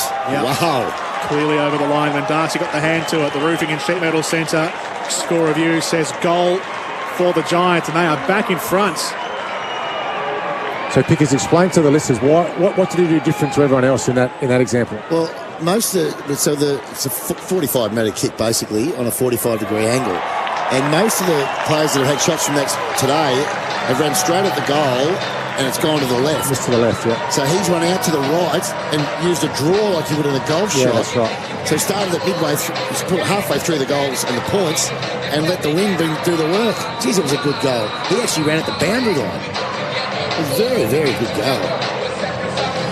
A goal of the game contender for Host Plus. That's a plus. I think it is just because it's so... Gets me every time. Come on, guys. He runs out, arcs it back, and just watch the draw come in here. Well, off the boot, Pickers, I actually thought it might go out of bounds on the full. That's how I thought it was a really strange option, and then I think you've read it perfectly. He's kicked it like a draw in golf where he's just let the wind do the work and roll it back. It's a brilliant kick. I don't think that's going to go back in front of the Giants. O'Driscoll for the goal of the day. 10-7. Taranto's up there as well. His goal from the boundary, from the pocket. Let me be the judge, Zippy. I used to call the action. All right, no problem. Didn't do that. Yes, sir, no, sir. 10-7, 67 the Giants. 9-9, 63 Fremantle. 4-point lead for GWS. That's on the scoreboard for Icon Services, solutions that matter. Free kick found in the centre square here for Fremantle. Lockie Schultz rolls out to his right on the AFL logo. Sets it high inside 50. One for the high flyers. Taylor was there, got two hands to it. Coming, almost decapitated Banfield as the handball went past his ear. And then the Giants get the exit kick from defence. And Haynes marks at left half back. Well, to just highlight how good the Giants' defence has been, how good the Giants' defence has been today. Fremantle have had 16 more inside 50s for safety steel sheds than what Giants have had. Yet Giants are in front by 4 points. Credit to that back six of the Giants today. They've really stood up. Absolutely. They've got a good connection, that group. Led well by Taylor. Riccardi slaps it down the line, and Hogan takes a good mark falling forward onto his elbows, gets back up, and then inside 50, and it's dropped right into the pouch of Jake Steen. Jeez, could they pinch this? Jeez. Played on. He's going to go quick, Steen, into the goal square, and he's found the next man in Ash. They've fallen asleep for almost 3 kicks in a row there, the Dockers. The Giants just picked their way down the field, right through the middle, and Ash is going to be brought around on a tight angle because he's marked it adjacent to the goal square, not in it. I thought he was in it, but anyway. It's not as easy a kick from here because he's got to go around the body, and if you don't hit the right spot, it can go across the face. Let's hope that's not the case. To extend the Giants' lead. He's done that too. He's missed it. I've already put it in the book. That's why you're an expert, because you exactly called that. He caught it on the fat part of the ball rather than the end. Jeez. It's gone 40 metres straight. Unbelievable. Yeah. Just an opportunity miss, isn't it? Yeah, it is. And Benny Lyons cutting up that grab for next week. Just to, read it like a cheap novel. They're asserting themselves here, the Giants. They're struggling to get the ball past halfway now all of a sudden, Fremantle, so they need to get their running on it. Sam Taylor's parked himself 70 out, takes the intercept mark, goes back inside 50. They're keeping the Dockers pressed back. Cornelio spins out of one. Top of the goal square, he puts the kick, and then the punch away from Pearce in defence, out of bounds. The Giants lead by 5 points, 68-63 at Manuka Oval. The Giants have got the momentum now, so Fremantle just can't let them score here, and it's a forward 50 deep in Giants territory. They've just got to It's got to hold on here for a sec, Fremantle. Try and wrestle momentum back. Ball thrown in. Meek guides it down. Peatling had his kick smothered. It was desperate stuff in defence. Steen picks it up. Peatling has a second shot. He was tackled by Aish and out of play. Jordan Canellis with you here on AFL Nation. Our experts are Brenton Sanderson and Liam Pickering for buymystock.com.au. We are at around the halfway mark of this last quarter for Makita. Rule the outdoors. We've played 14 minutes. Ball thrown in. Pearce in defence. Cute kick over the top to get out of defensive 50. Aaliyah with the punch to go back inside. Mundy picks it up off the ground. Tackle laid by Taranto, and the Giants have kept it inside their forward 50. Down on the boundary for Snaffle. By now with bite-sized payments. Huge win. Nat Pfeiffer's and Michael Walters are both just edging to come back on the field. O'Driscoll picks it up from the stoppage. Handballs infield to Brody. Walker picks it up. Slaloms through the traffic. Fife gets through a couple of his own as well. Feeds it forward now to Brody, who sidesteps around Ash. Dishes off to Mundy. Delivers up to half forward. The Dockers have navigated it well. You've got a roll here. Have manoeuvred to centre half forward. Akers goes across the centre square to Clark. I didn't like that sideways kick. No, I don't like that kick either. As Clark's kick's fallen short of Young. Gives it back to Clark. Now to Meek. Handballing forward. Clark's kept on running. He's got to the 50. He has eyes for goal, Jordan Clark. And it's come all the way back. Jordan Clark sets sail. And it's bent back in the breeze. And the Dockers take the leads. Back in front by a point. 10-8-68 the Giants to 10-9-69 Fremantle. Because I didn't like the kick back in board because it allowed Giants to get their numbers back defensively. So what that square up kick did was just buy a little bit of time for the Giants to get back. But then the kick error allowed Clark to run on, get a handball received. And because they're going with this strong wind in the last quarter, he's just set sail from about 55 metres out and it's hit the back fence on the full. Yeah, it's a good kick. It's a nice kick. Hasn't his running been important in this last quarter, or the last half, really? Yep. They're back up the third again when they hit the front on this live ladder. Yep. Which everyone seems, round 23 is fair enough, but I think when we're looking at live ladders in round 12, it's probably a bit much.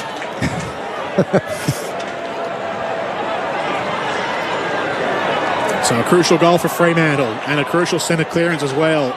Fife, high ball inside 50, whistle. Yeah, against is it Schultz? Banfield, I think. Banfield. Yeah, he's doing a bit of pushing, a bit of holding. Jake Steen free kick at fullback. 68 plays 69 for Icon Services, commercial cleaning and integrated property solutions. Steen. A heaving kick to the outer side. Ryan, read it best, takes the mark, plays on, goes back inside 50, looking for Schultz and Taylor again. Sam Taylor is a gun. He's having one of his better games today. How many marks has he taken now? Let's have a little look at the stats.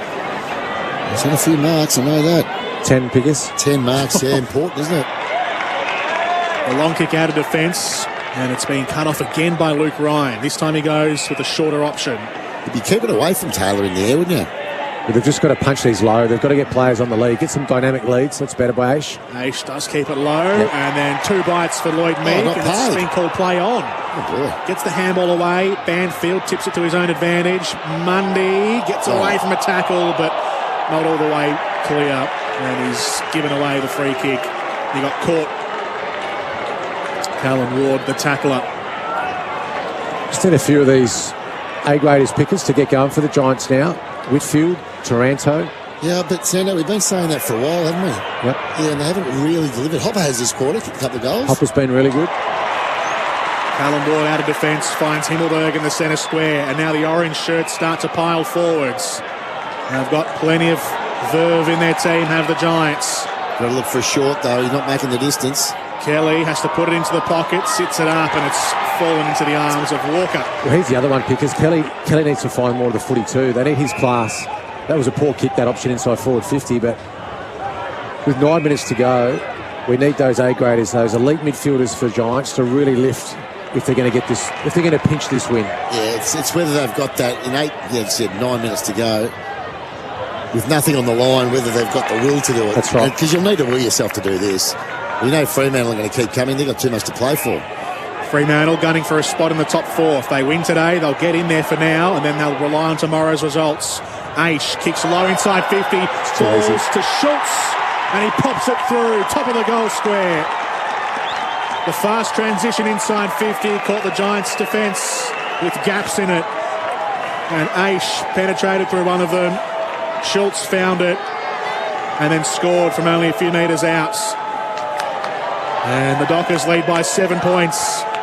10-8, 68 GWS to Fremantle, 11-9, 75. That was too easy. It's just simple. They had too many missed tackles, slow to get on the ground ball, not hungry enough to win contests there when it really mattered, Giants. And 7 points, you called it, Jordan. Now the game's just slowly starting to slip away for these Giants players. There's a few of them, when you look around the ground now, there's a few of them just stretching out their calves, which is the first telltale sign of cramp. This happened to them last week as well. Unable to run out the game with the same intensity as their opposition, and so frustrating for Mark McVeigh, potentially coaching in his last game as senior coach of the Giants. Still a chance to win that spot, but... I think they'll go outside of what they've already there, though, I think. It seems to be they're talking Daniel G in Syracuse or Adam Uze maybe. Uze's probably the one in front in that sort of race, but you never know. Put everyone through a process, who knows? 3 goals to 2 in this last quarter, and 2 lead changes in the term as well. And now the Dockers have the advantage of 7 points for Icon Services, solutions that matter. The Giants have possession at high left half forward, 70 out from goal. Hogan loops it over the top to Hopper, then up the boundary line to Kelly, who was slung around in a tackle, and he's been caught by O'Driscoll. O'Driscoll stationed at right half back. We are into time on the clock for Makita. Rule the outdoors. 20 minutes played. Kick down the line from O'Driscoll. Darcy was collected through the air. Ball hits the ground. Mundy has handballed it over the boundary line. Insufficient intent. Intent, I beg your pardon. Well, it's only 7 points. Still, it's at 7.5 minutes to go. But they're kicking into a breeze. There's no doubt the Giants are kicking into the breeze here. So they're taking away those marks too, Pickers. Giants can't get that kick mark game going. They've been right on top of that. Here's a go, though.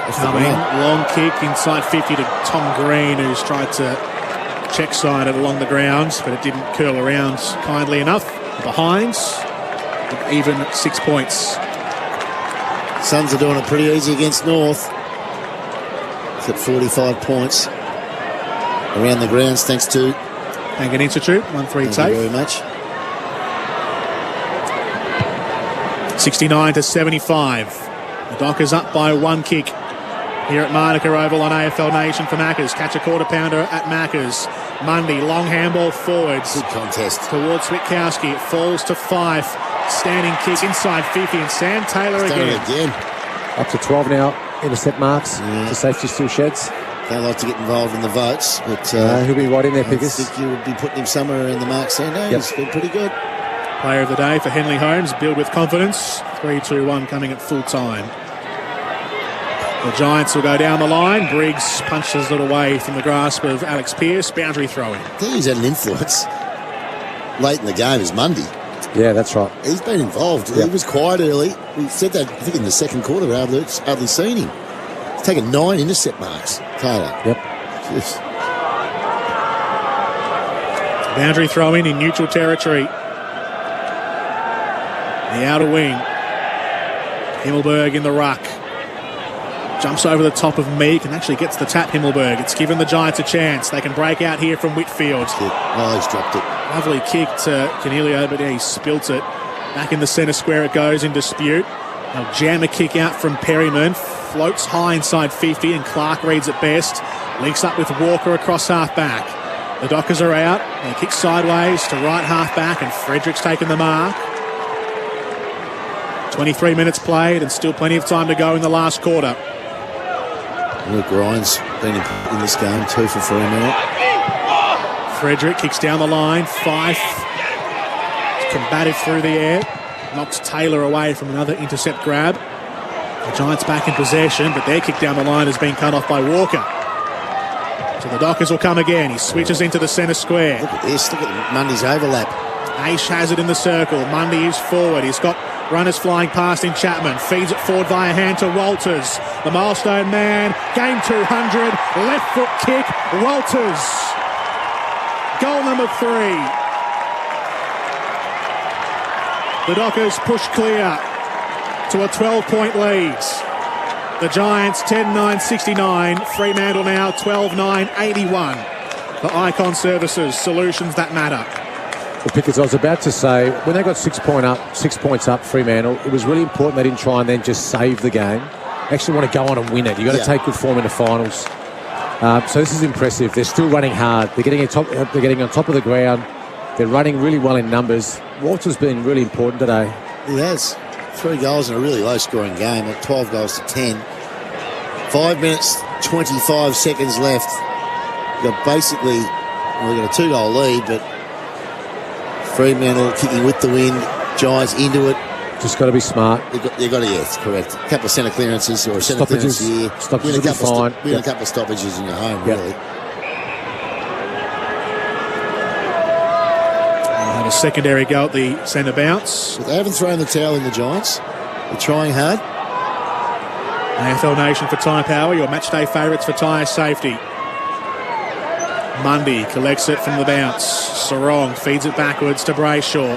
Threads it back to Mundy, then back to Brayshaw. Right foot kick to centre half forward. It's fallen to Nick Haynes.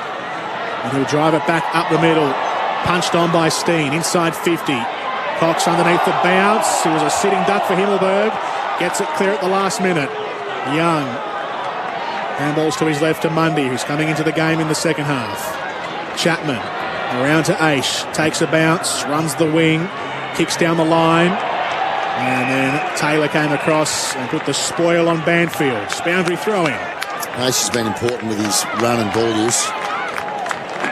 It's been a pretty good even display, hasn't it, from Fremantle? Probably that's their trademark across the season, is they don't really rely on too many individuals. They just get 22 role players really to execute their role in the system. I think that suits the way Longmuir coaches, is that he wants that even sort of contribution. The Giants with first hands from the boundary throw-in, but now Mundy takes over from the error. Inside 50, Fremantle. Haynes defends, doesn't keep it in his possession. Walters, Banfield's taken to ground, and Cumming, the tackler, gets the free kick.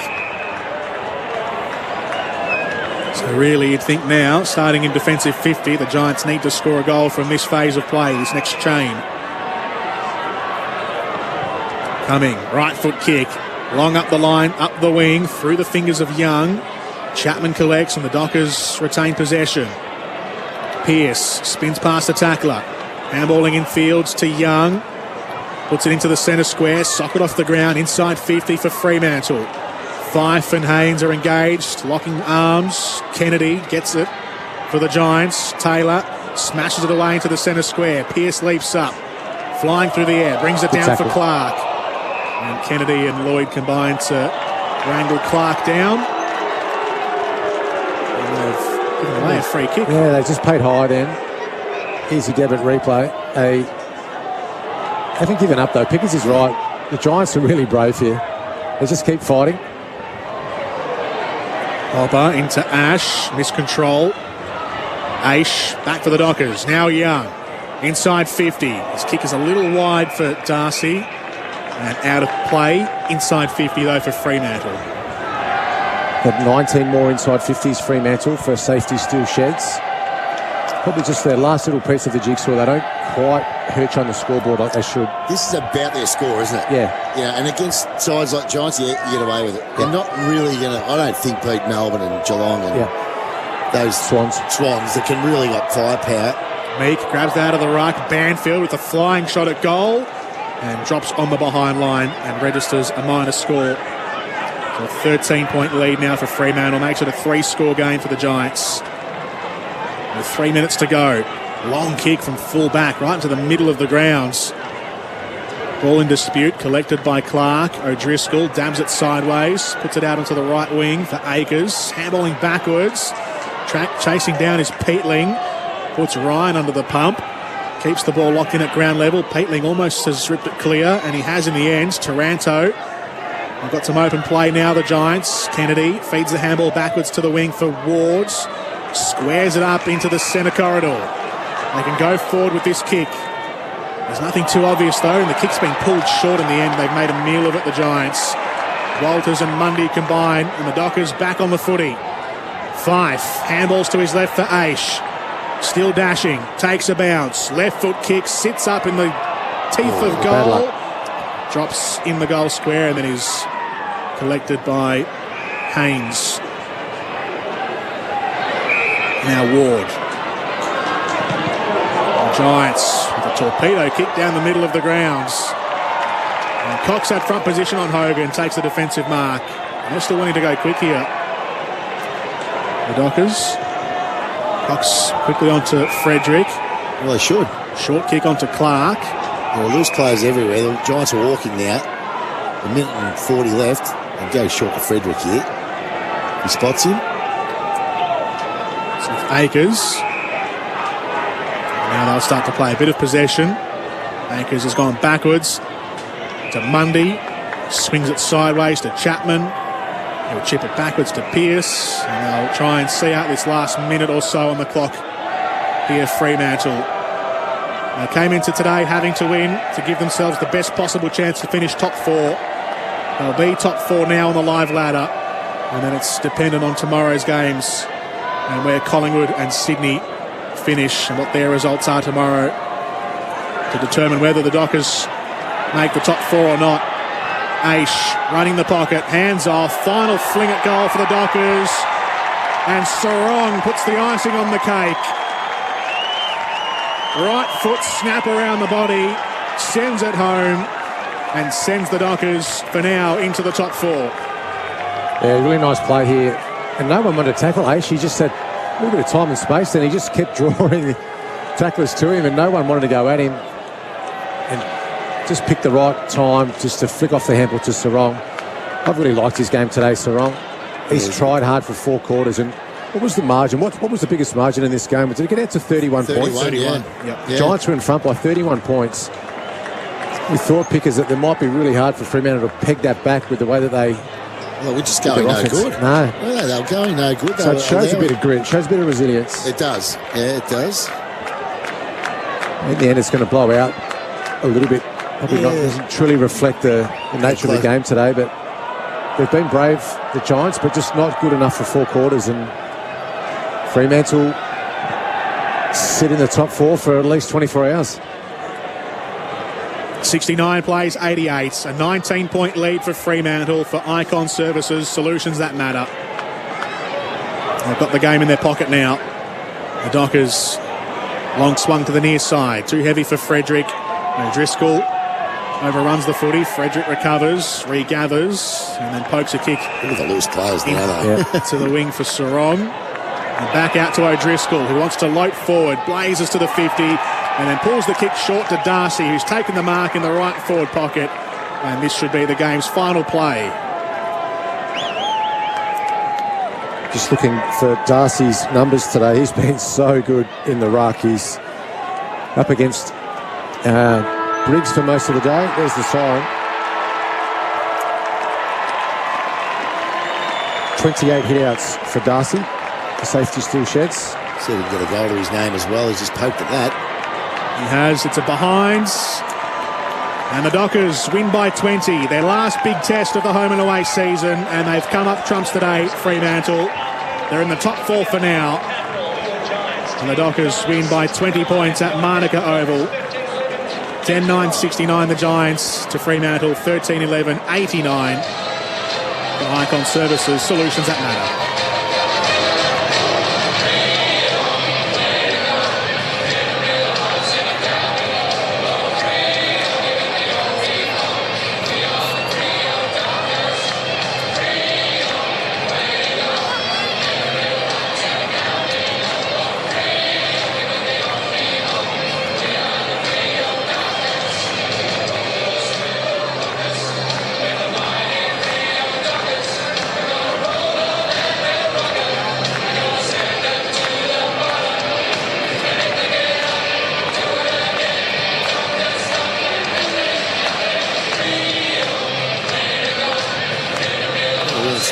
on, is it?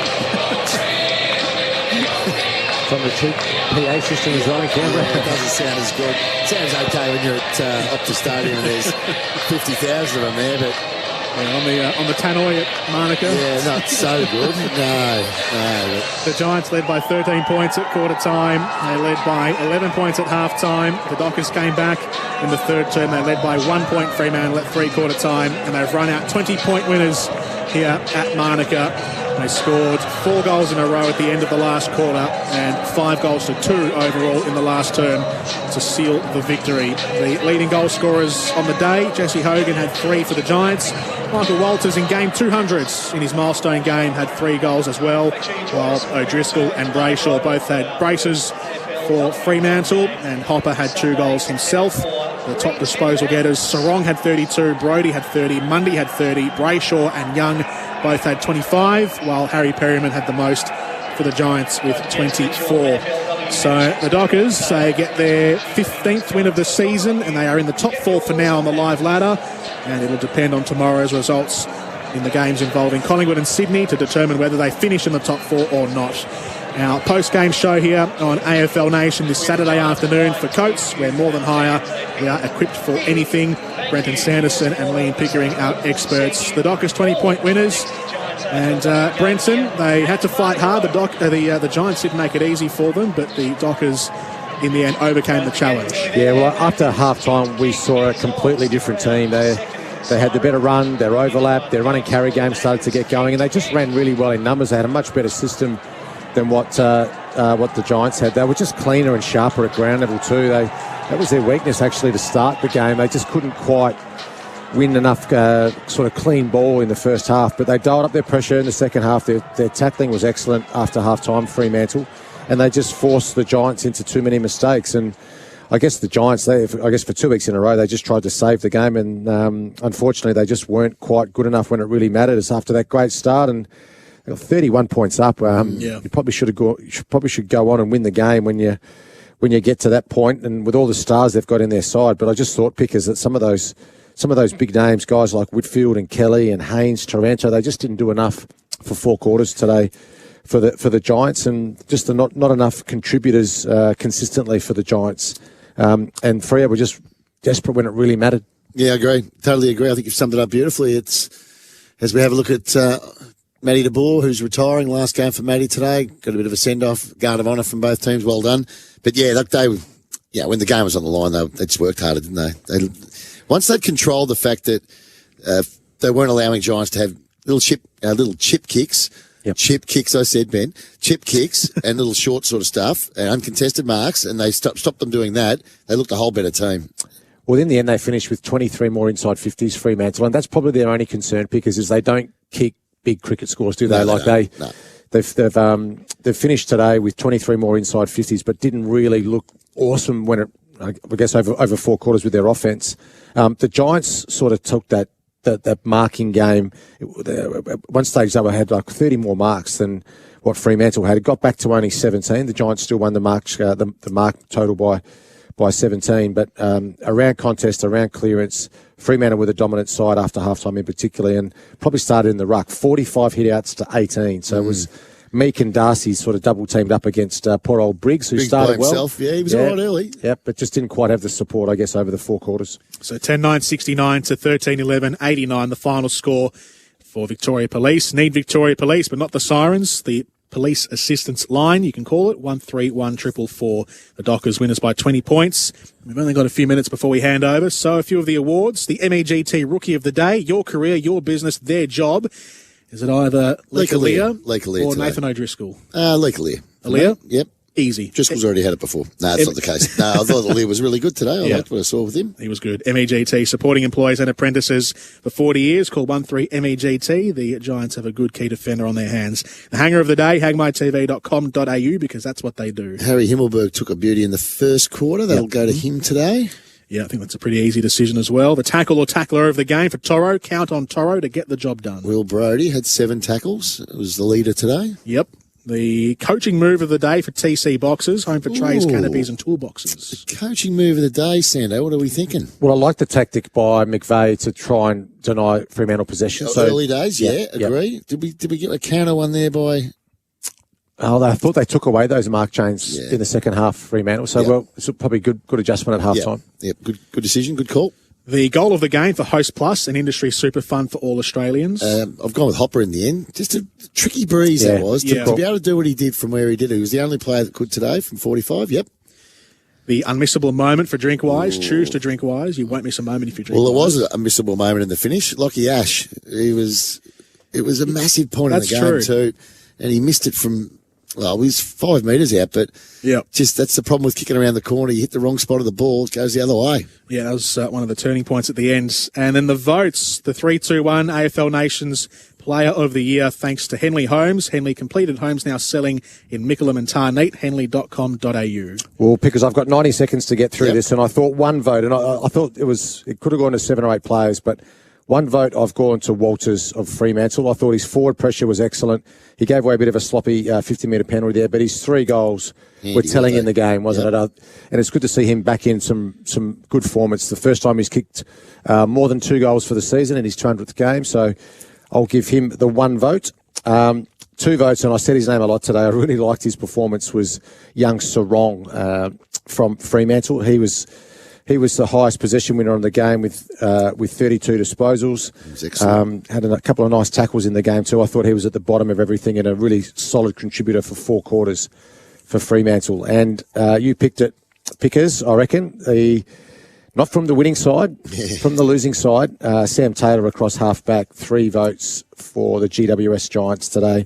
He took 12 marks. 9 of them were intercept marks and finished with 20 disposals. He was a real shining light for what was a disappointing finish to the Giants this season. Yeah, I wouldn't have gone against anything you just said then. I reckon you were spot on. Yep, and could see him in the All-Australian team. The ladder update for 40 Winks, totally temper sale on now at 40 Winks. The Dockers are in the top 4 for now. They're sitting in 3rd with Sydney and Collingwood still to play, which could affect their final position. Thank you, Brenton. Thanks, Jordan. It was awesome. Thank you, Pickers. On your zip. On to Geelong and West Coast next on AFL Nation. That quarter on AFL Nation was for Tyre Power, your matchday favourites for tyre safety.